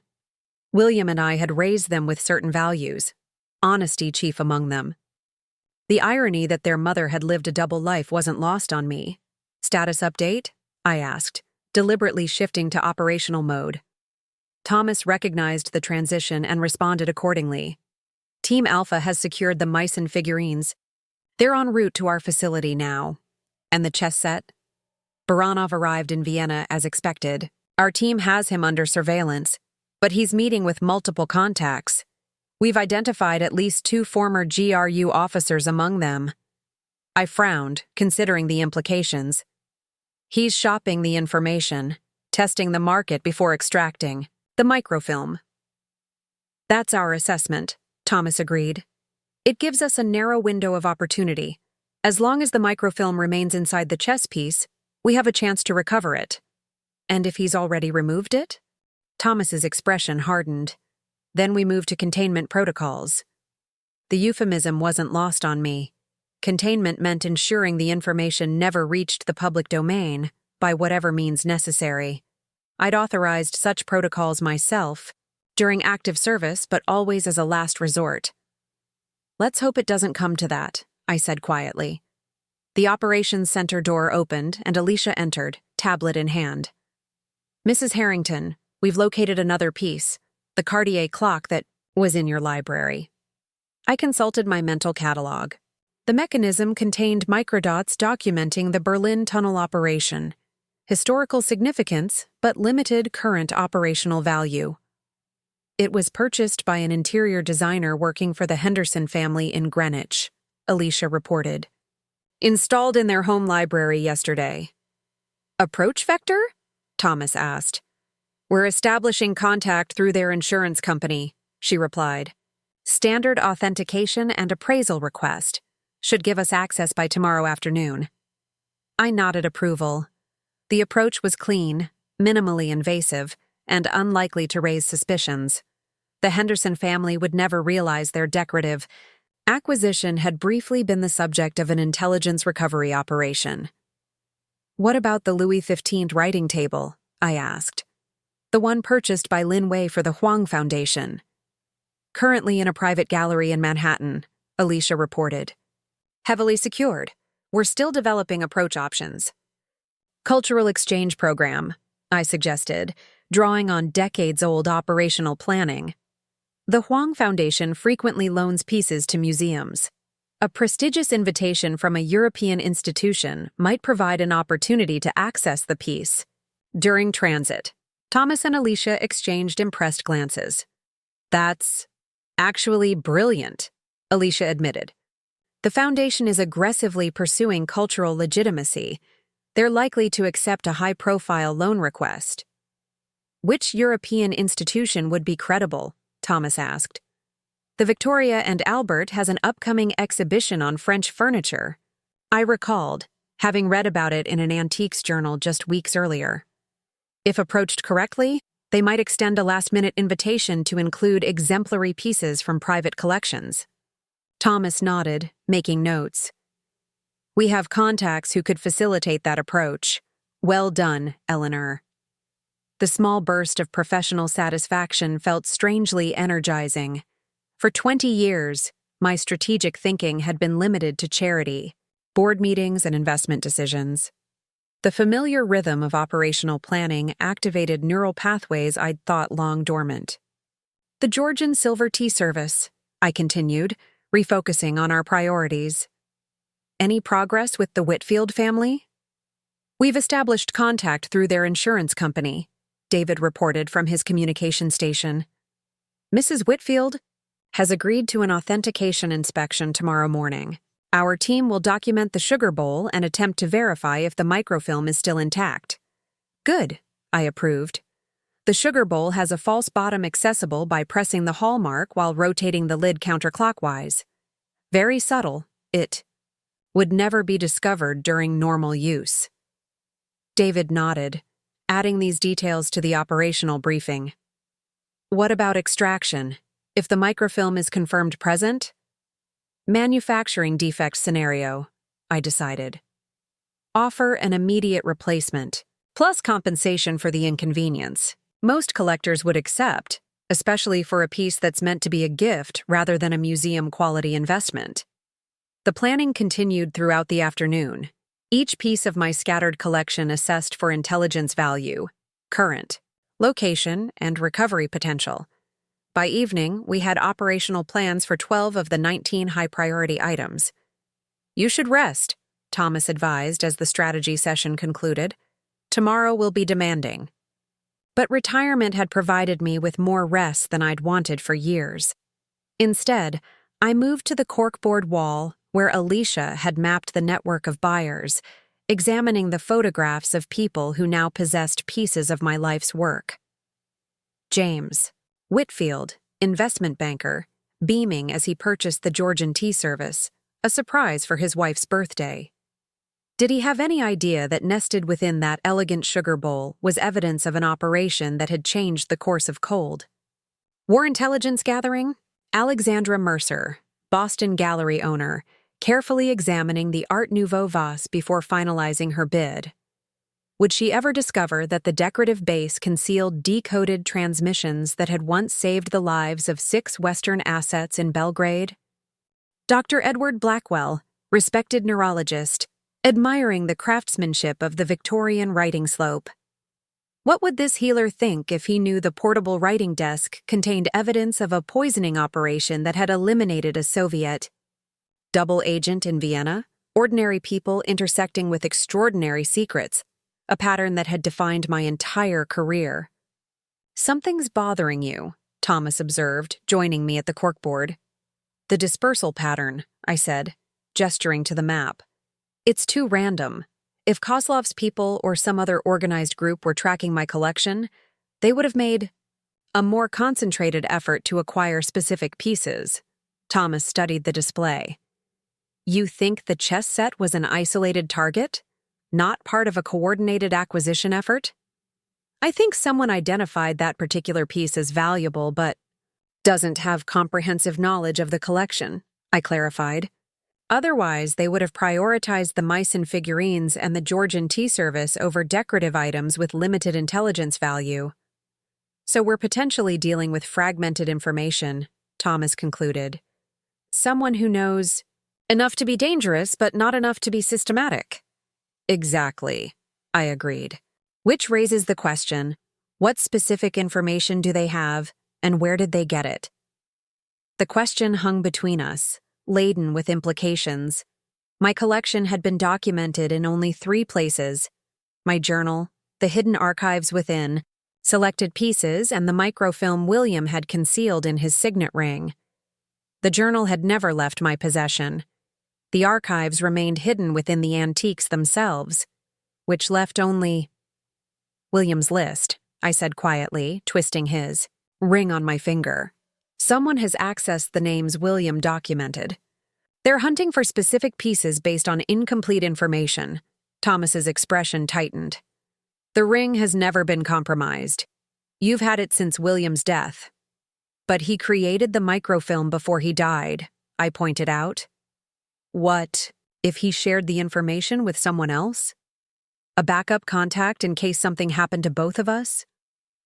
It was the kind of precaution William would have taken. Methodical, forward-thinking, always concerned with contingency planning. If he believed my collection needed protection beyond what I had arranged, I need to review the names on his list again, I decided. Someone on that list may be our information source, either willingly or through compromise. Thomas nodded.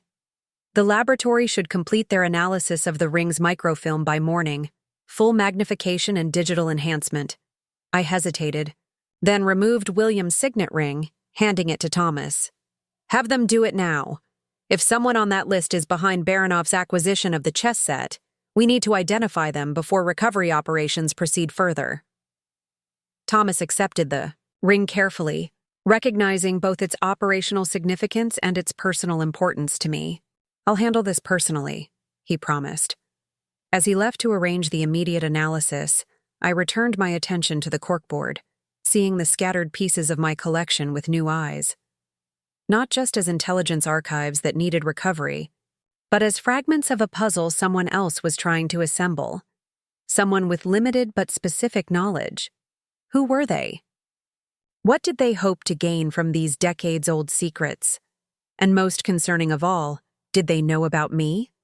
Had Eleanor Harrington's careful cover identity been compromised along with her collection?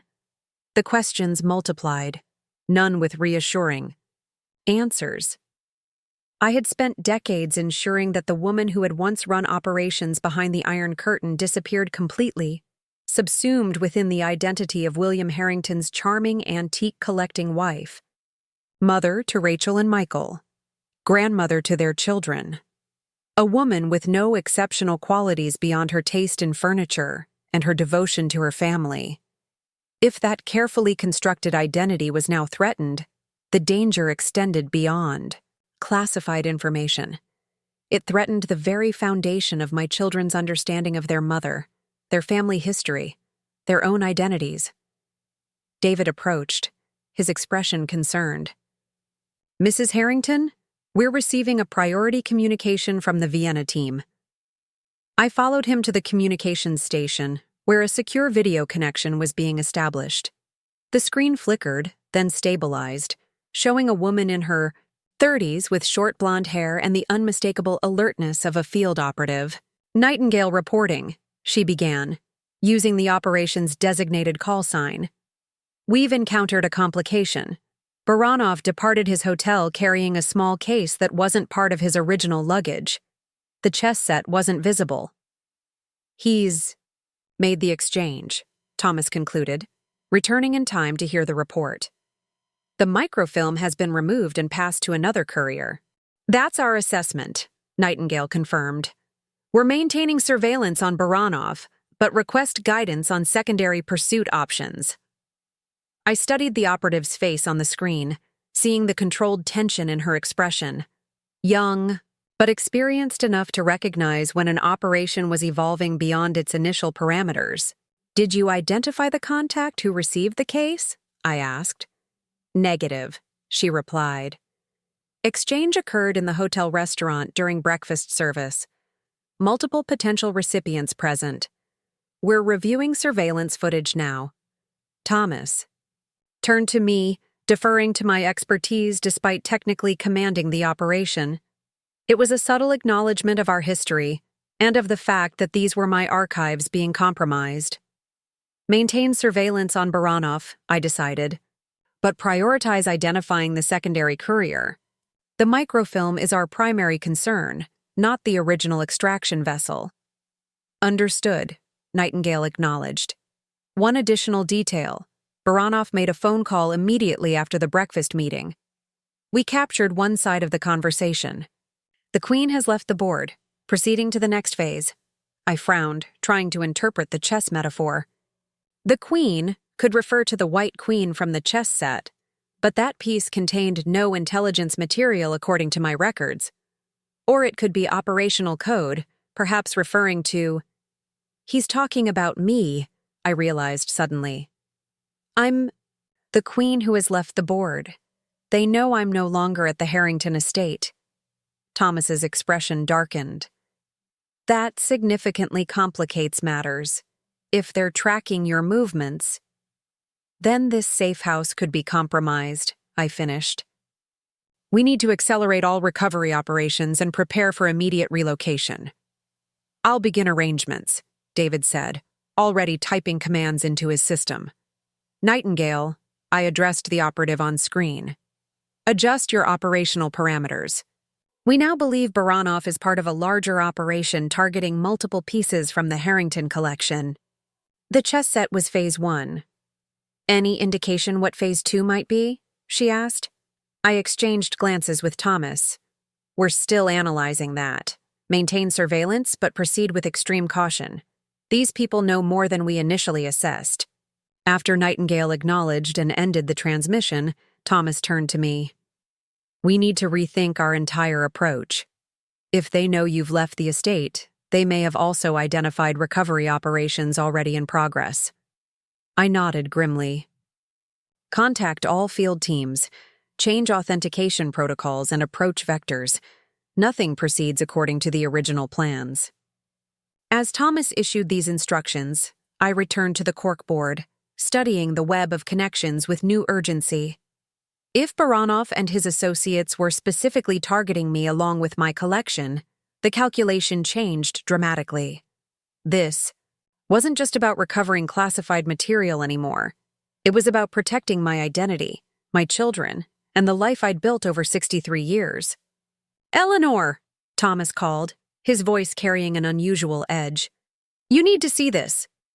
He had returned to the communications center where a secure message had just arrived. On the screen, magnified to show microscopic detail, was the microfilm from William's signet ring. The list of names was clearly visible, each one a person William had trusted with knowledge of my collection. But what caught my attention was the final entry, a name added in different handwriting than the others, a name that hadn't been on the list when I first examined it after William's death. Rachel Harrington.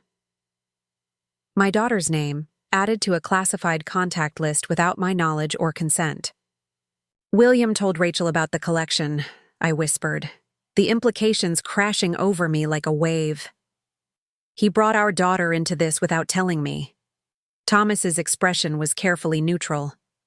The modification appears to have been made approximately 7 years ago, based on the film degradation pattern. 2 years before William's death. 7 years ago, when Rachel had been going through her divorce, staying at the estate for several weeks while she regrouped, as she'd put it. When William had spent long hours with her in his study, ostensibly helping her reorganize her finances after the separation. Had he been recruiting her instead? Preparing a backup guardian for the collection in case something happened to both of us? We need to contact Rachel immediately, I decided. If she knows about the collection's true nature, she's in danger too. Or she could be the source of the compromise, Thomas pointed out, ever the pragmatist. If William shared information with her but didn't fully explain the security protocols? The possibility hung in the air between us, unthinkable yet tactically sound. If Rachel knew something about the collection but not everything, if she'd inadvertently shared that information with the wrong person, she might have unknowingly facilitated the current crisis.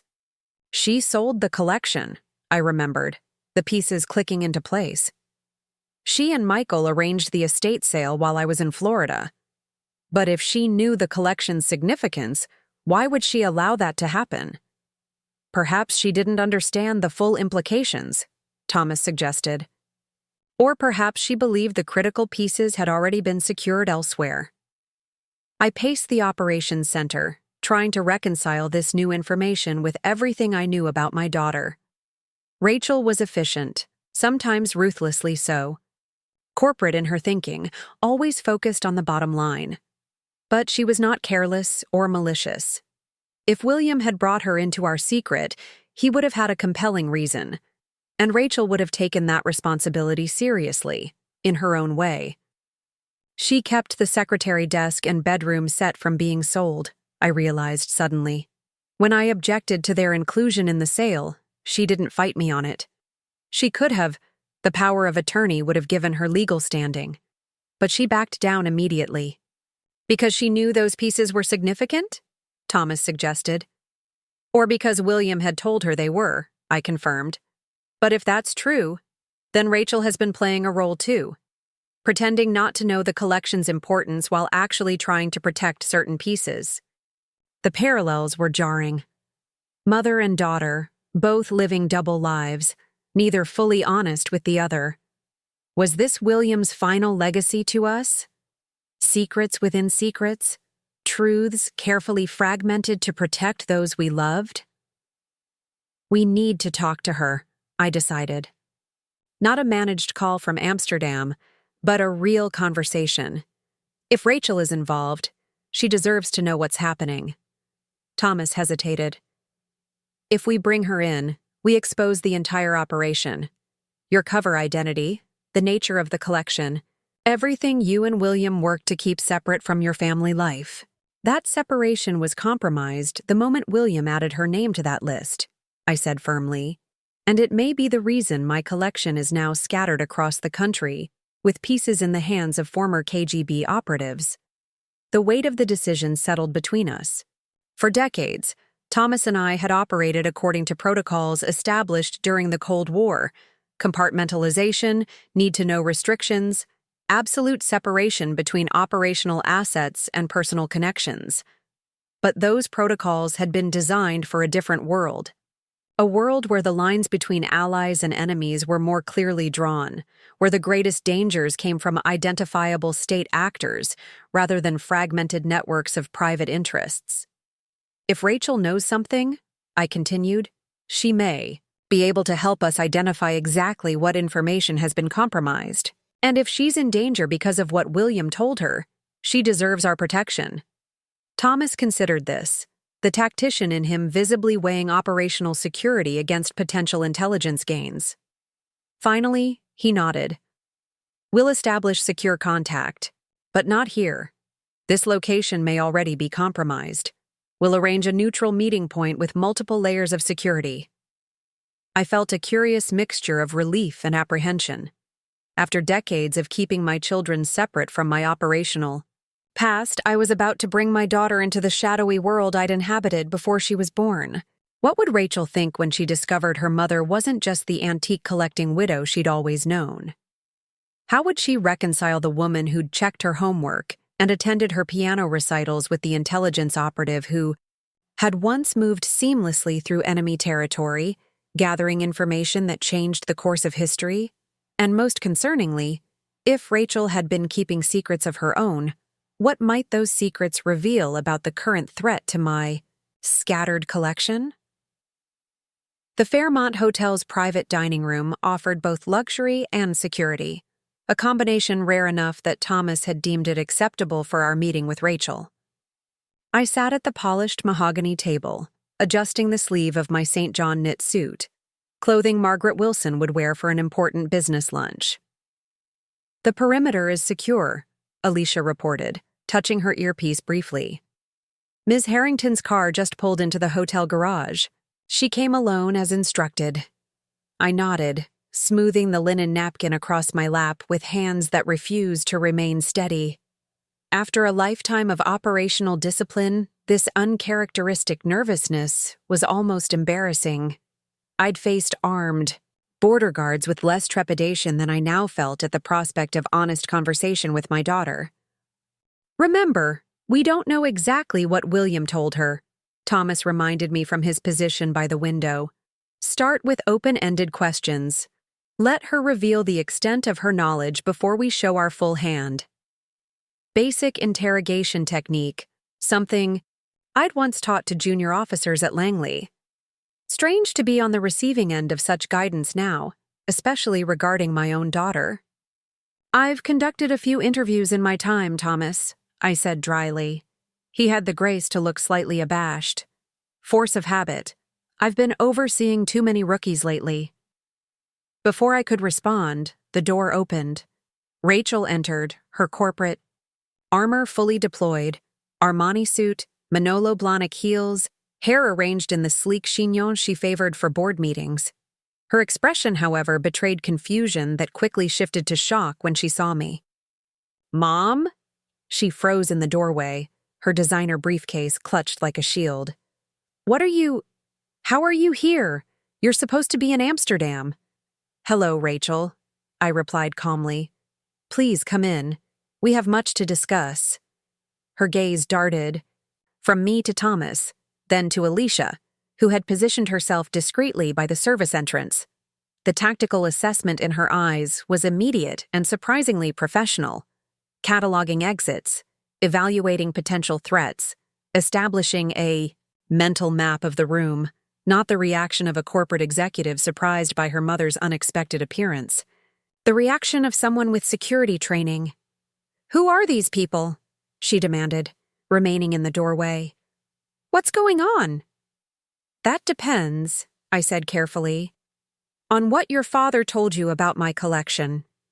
The change in her posture was subtle but unmistakable, a slight shifting of weight, a minute adjustment of her grip on the briefcase.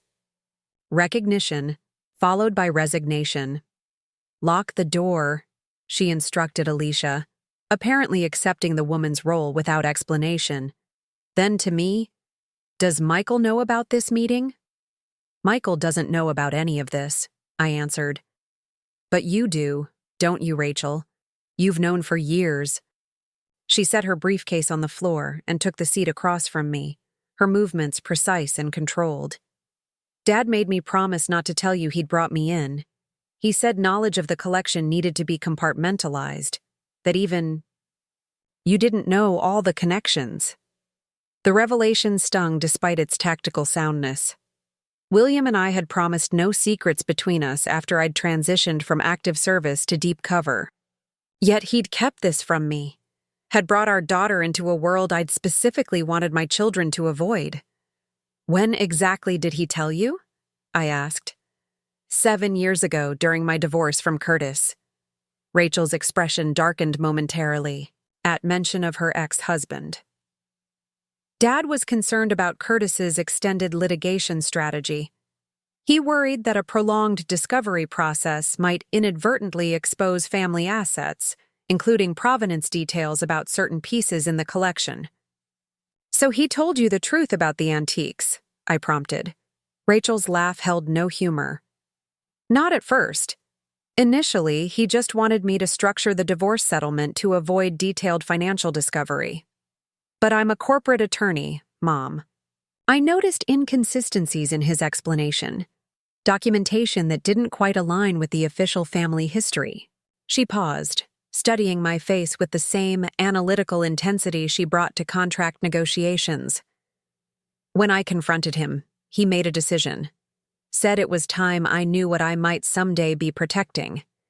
He took me to his study, opened the false panel behind that hideous hunting print he loved, and showed me the original documentation. Thomas moved slightly closer, his interest evident despite his professional reserve. Did he show you the microfilm? Rachel's gaze flickered to him, assessing. You must be Thomas Blackwood. Dad mentioned you might be the one to contact me if something ever happened. She returned her attention to me. Yes, he showed me the microfilm.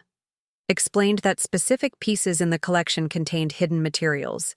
Intelligence archives from operations predating his marriage to you.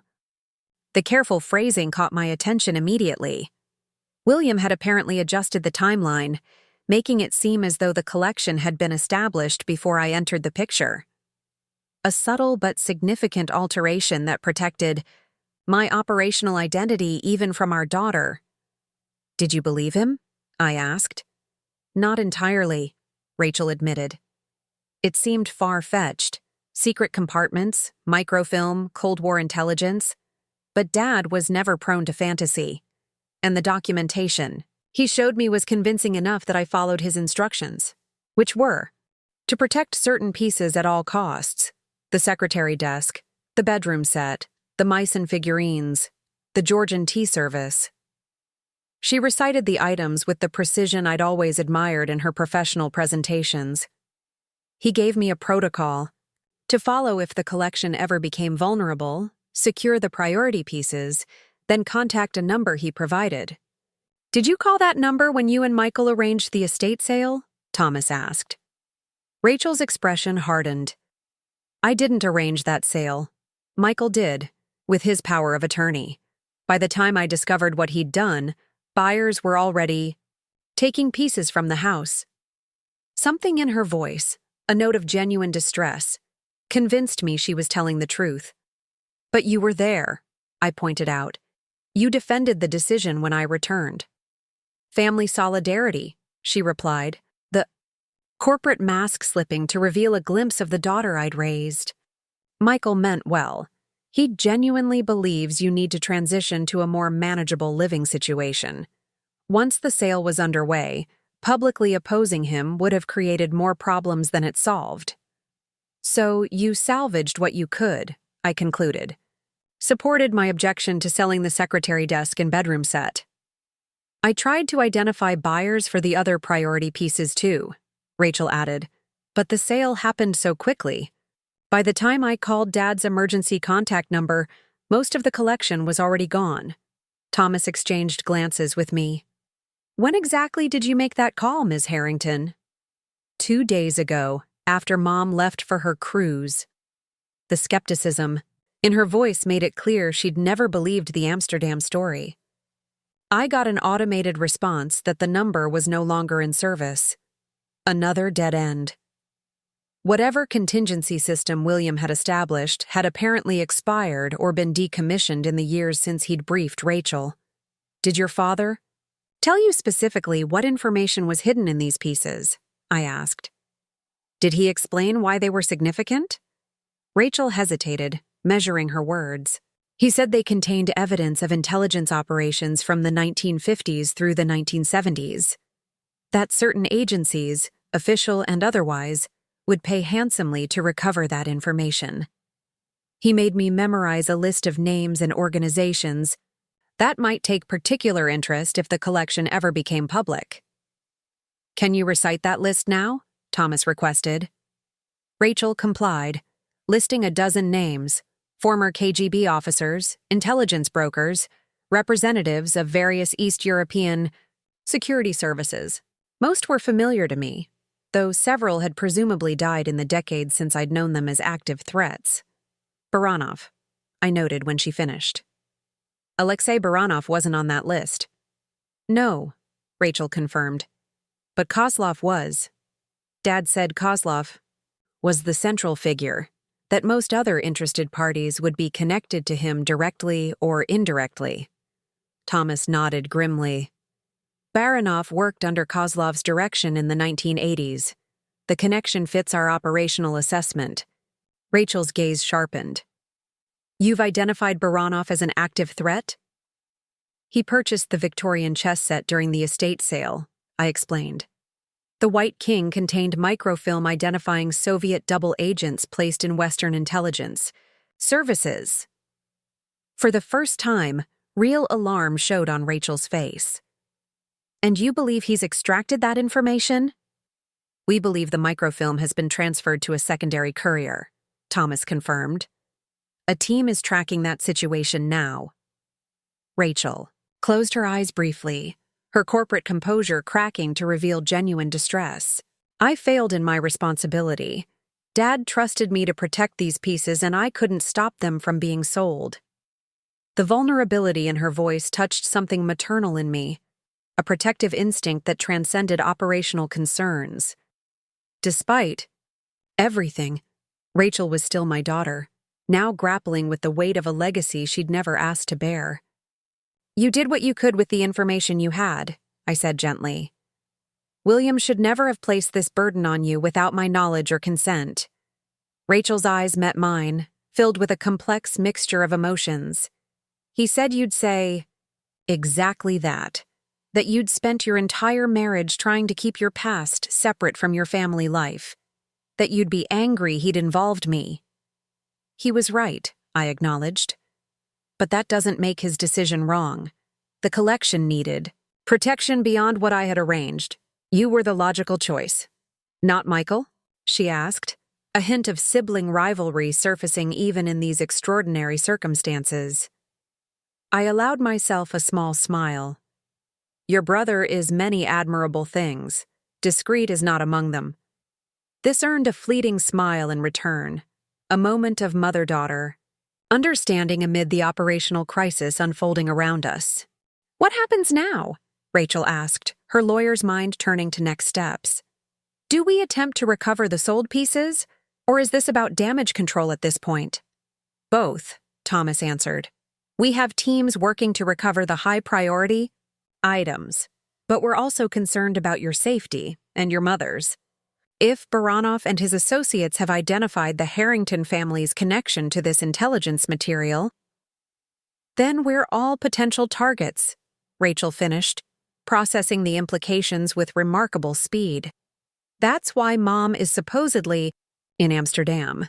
You've moved her to a secure location, which has likely been compromised, I added. Hence this meeting in neutral territory. Rachel nodded, absorbing this information with the same efficiency she brought to corporate acquisitions. What about Michael?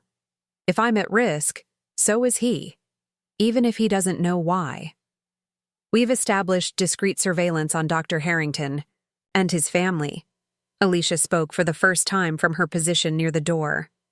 No indication of hostile interest so far, but we're monitoring the situation closely. And the house? Rachel asked.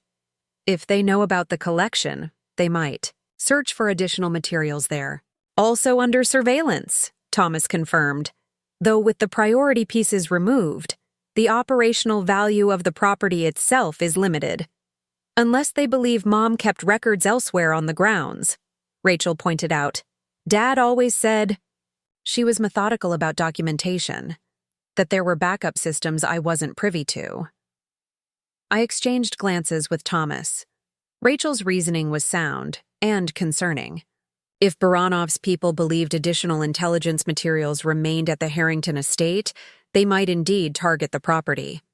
We should accelerate the recovery operations, I decided, and consider bringing Michael into protective custody, whether he understands the situation or not. Thomas nodded, already reaching for his secure phone. I'll adjust the operational parameters. Wait, Rachel interrupted, her expression suddenly alert. There's something else you should know. Something Dad told me just before he died. The urgency in her voice drew our complete attention. "Go on," I encouraged. "He said that if anything ever happened to both of you, I should check the painting in the upstairs hallway, the Monet Water Lilies reproduction. That there was something hidden in the frame you'd installed when you redecorated for your 40th anniversary." I frowned, searching my memory. "William gave me that painting for our anniversary. I had it reframed because the original frame was damaged during shipping. But I stopped, the implications suddenly clear. William hadn't just given me a painting. He'd created another hiding place, one I'd unknowingly helped secure by having it professionally framed to my specifications. "What did he say was hidden there?" Thomas asked Rachel. "He called it an insurance policy," she replied. "Said it contained leverage that would protect the family if the collection was ever compromised." But he didn't elaborate further. Thomas was already contacting his team, ordering immediate extraction of the painting before Baranov's people could discover its significance. I found myself staring at Rachel, seeing her in an entirely new light, not just as my corporate-minded daughter, but as William's chosen successor in protecting our family's dangerous legacy. "There's one more thing I need to ask you," I said, as Thomas stepped away to coordinate the painting's retrieval. "The estate sale. Did you notice anyone unusual among the buyers? Someone who seemed particularly interested in specific pieces?"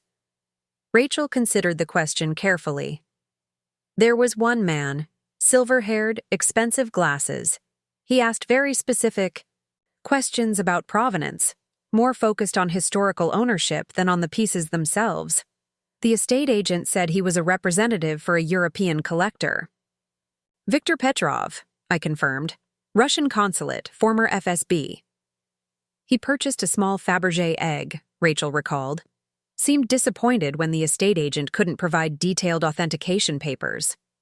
"The egg was clean," I assured her. "No hidden compartments or microfilm. But his presence confirms our assessment that Koslov's network was monitoring the collection." Rachel's phone chimed with an incoming message. She glanced at it, then looked up with renewed concern. "It's Michael. He's at the house with the realtor. They've noticed a service van parked on the street that doesn't match any of the scheduled maintenance providers." "Description?" Thomas demanded, returning from his call. "Utility van, power company logos, 2 men inside. But Michael says our power service was updated last month. There shouldn't be any scheduled work."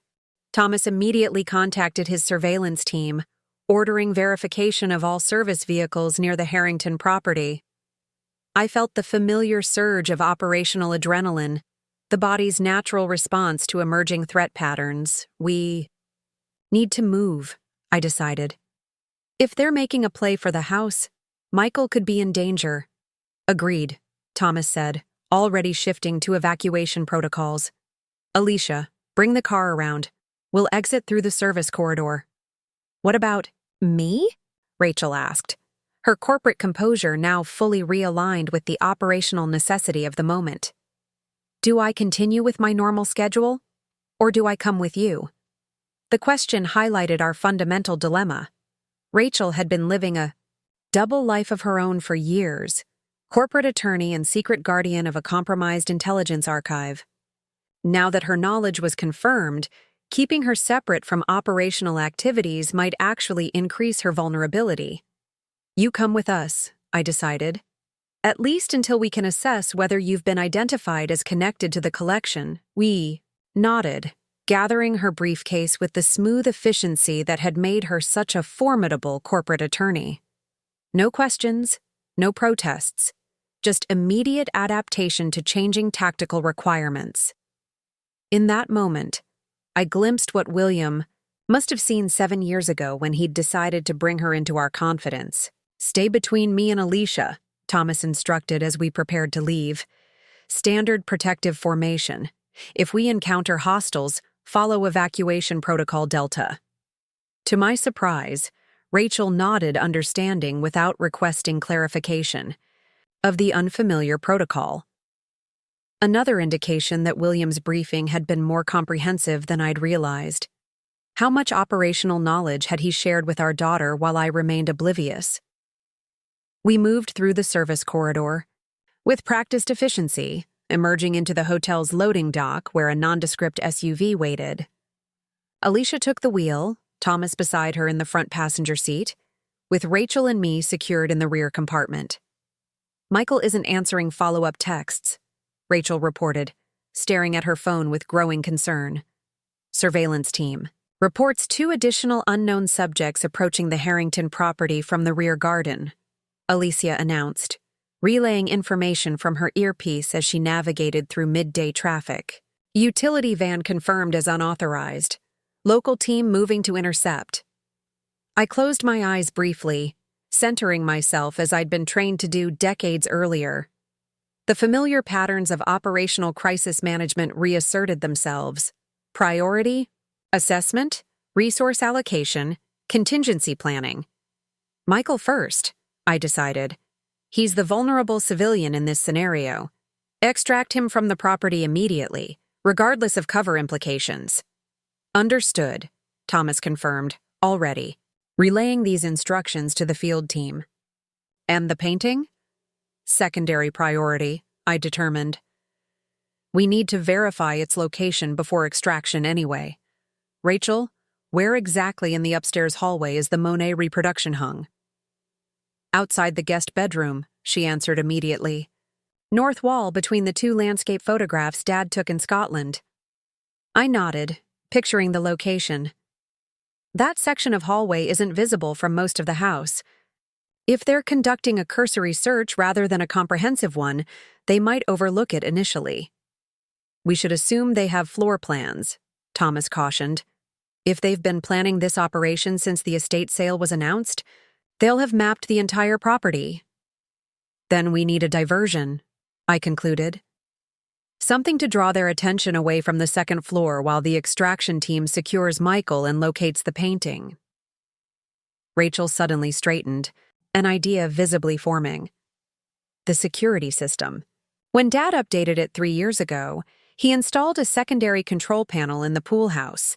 It can trigger selective alarms in different parts of the property.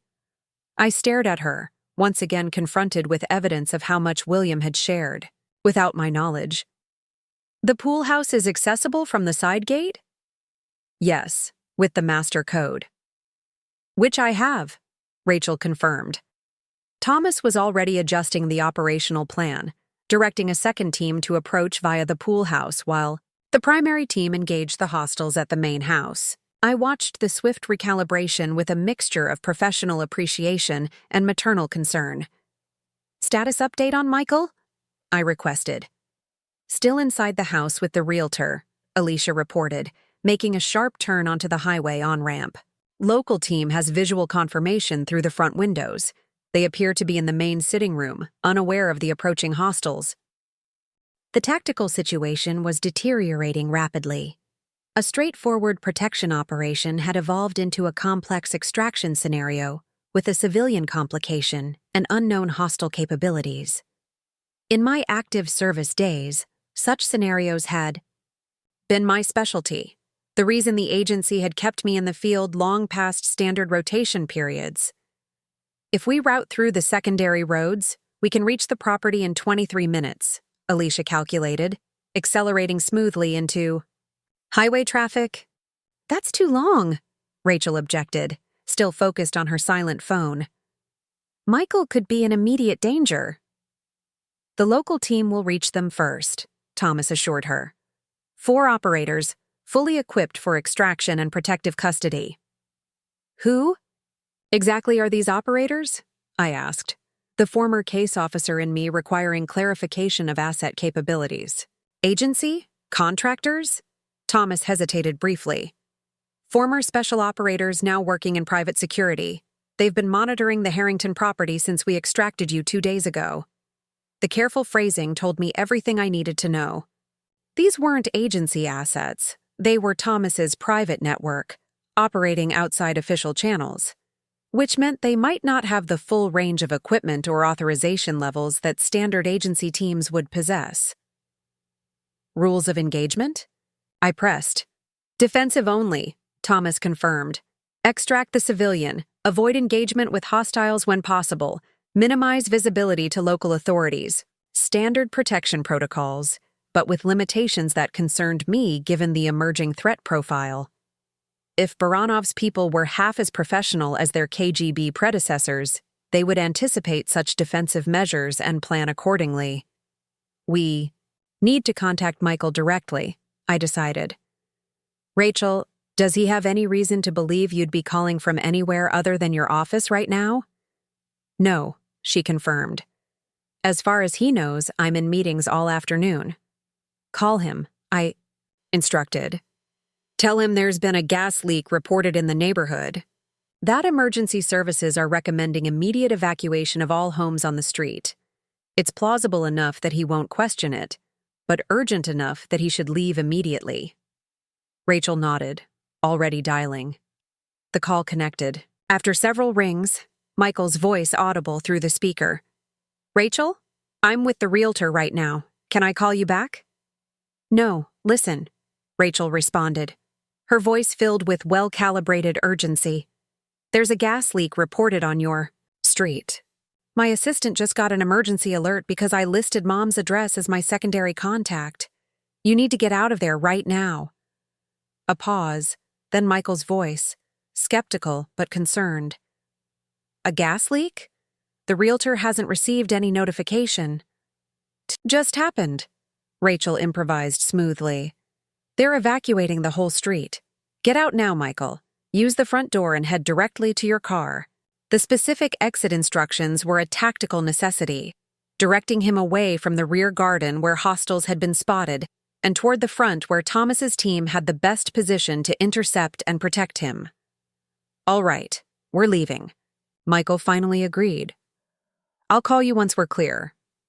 Front yards only, Rachel emphasized before ending the call.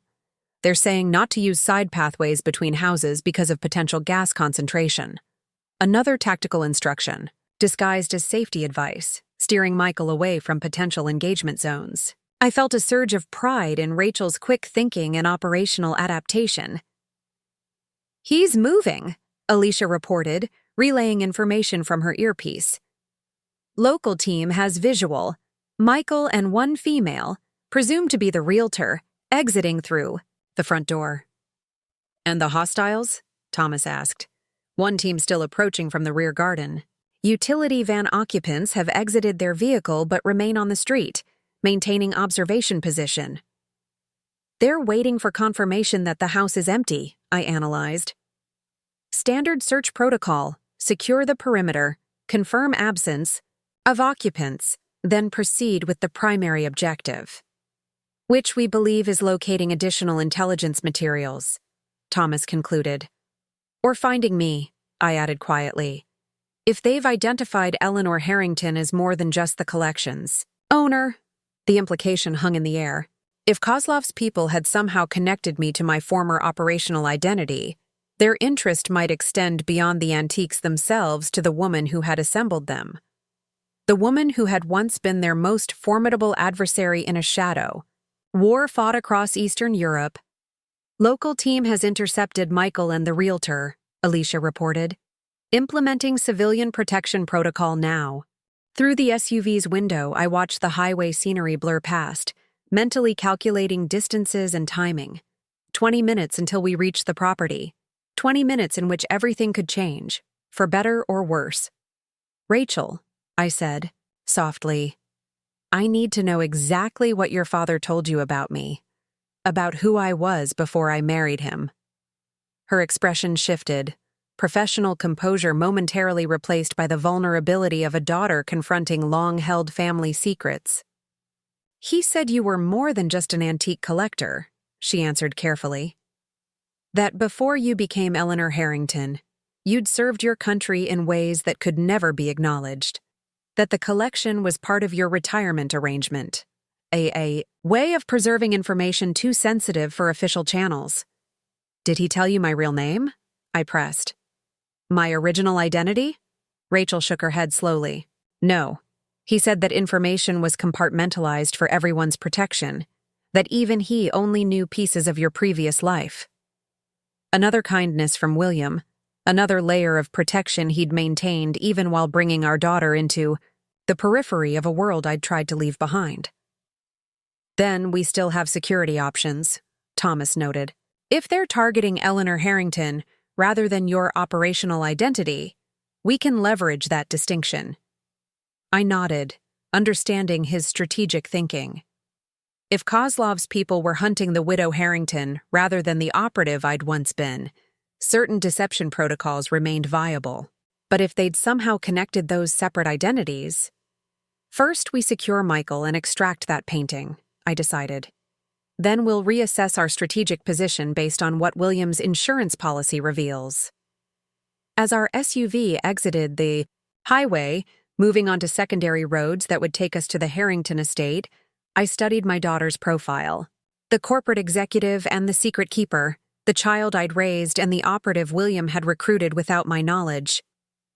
In her, I saw reflections of both our influences, my strategic thinking and William's methodical planning, my ability to adapt to changing circumstances and his unwavering commitment to protecting what mattered most.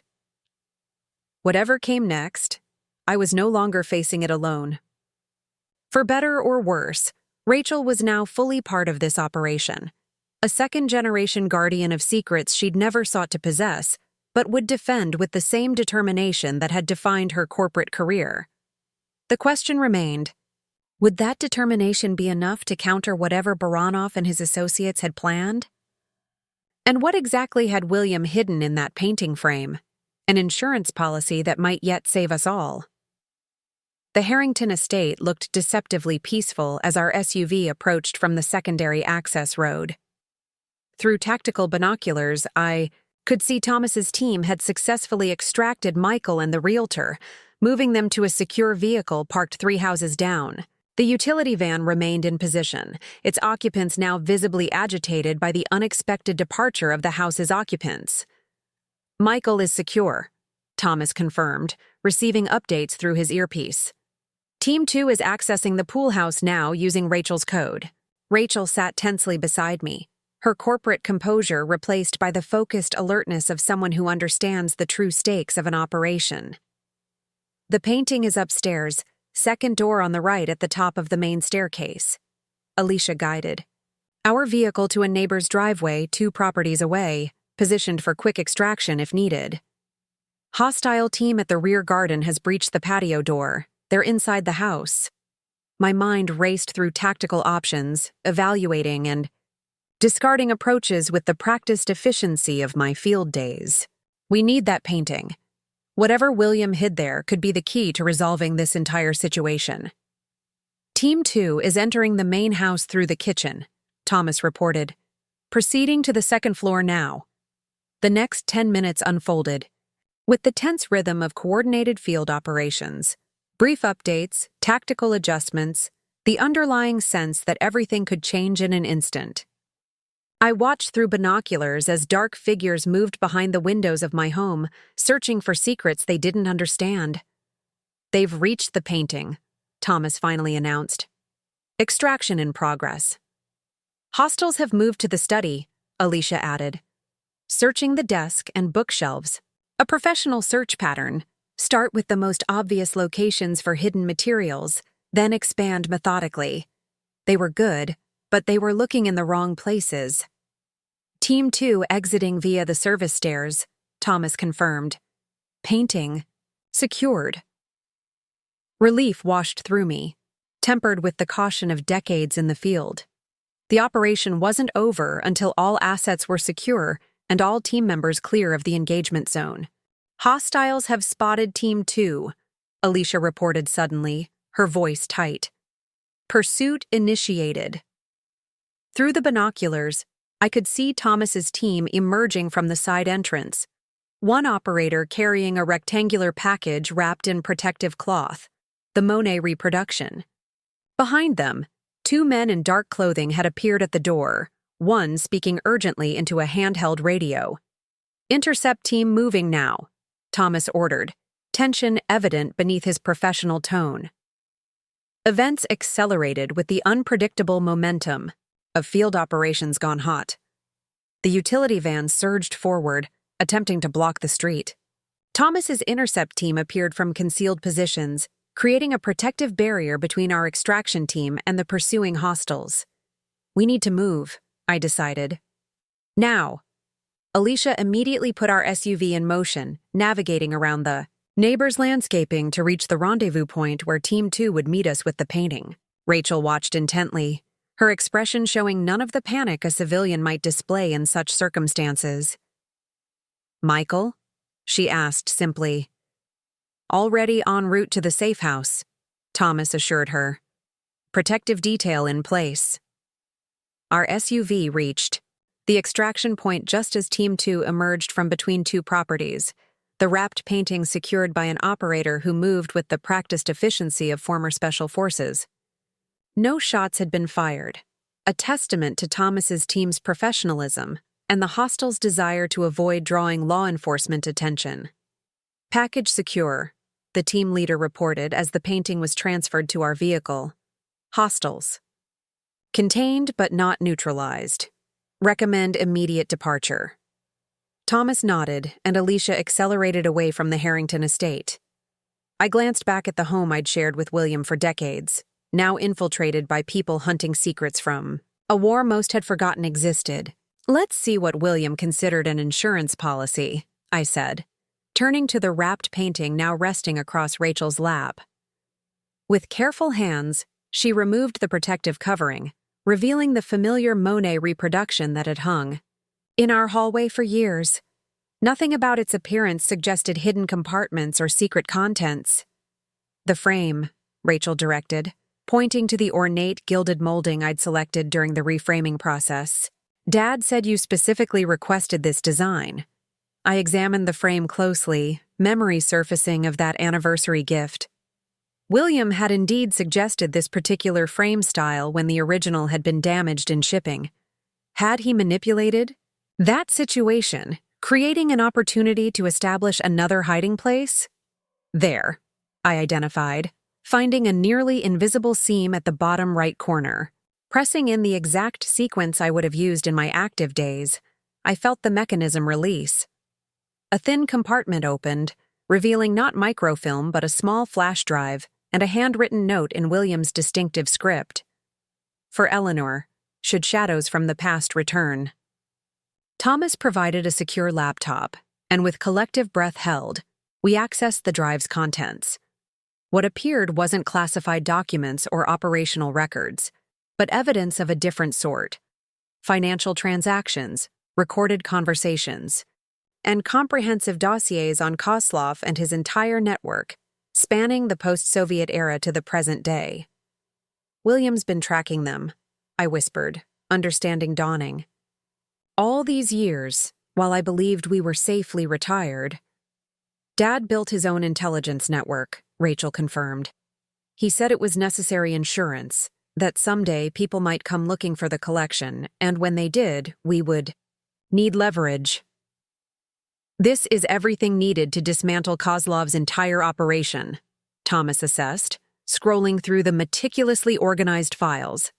"Not just historical records, but current activities, financial channels, political connections. Enough leverage to negotiate the return of all the collection pieces," I realized, "or to ensure they leave us alone permanently." Within hours, Thomas had initiated contact through established back channels. The message was simple: cease all. Operations against the Harrington family and collection, or William's comprehensive files, would be released to intelligence agencies worldwide.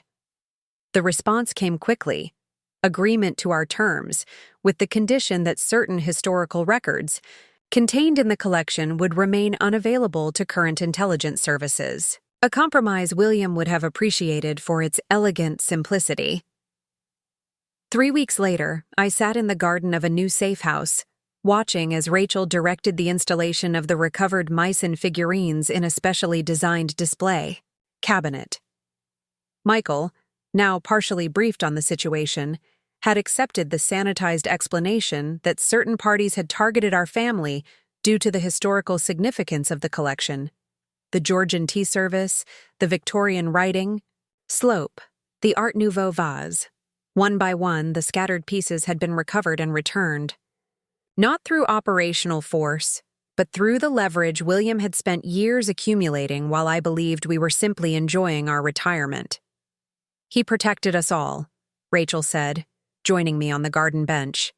Even when you didn't know, you needed protection. I nodded, feeling a complex mixture of emotions: gratitude for William's foresight, regret for the secrets we'd kept from each other, pride in the daughter who had stepped into a legacy she never asked to bear. "What happens now?" she asked, her corporate pragmatism resurfacing. I smiled, touching William's signet ring on my finger. "Now, we become what your father always intended, proper curators of history, not just its keepers. The collection will be secured, documented, and eventually transferred to those who can properly contextualize its significance." The shadows of my past had briefly returned, threatening the life I'd built. But William, dear, methodical William, had anticipated even this, creating an insurance policy that protected not just the collection, but the family he loved. My children had sold my antique collection without permission. They'd had no idea what was hidden inside it. But in the end, those hidden contents had brought understanding rather than division, revealing that even in retirement, William and I had remained what we'd always been, partners in the subtle art of protecting what mattered most.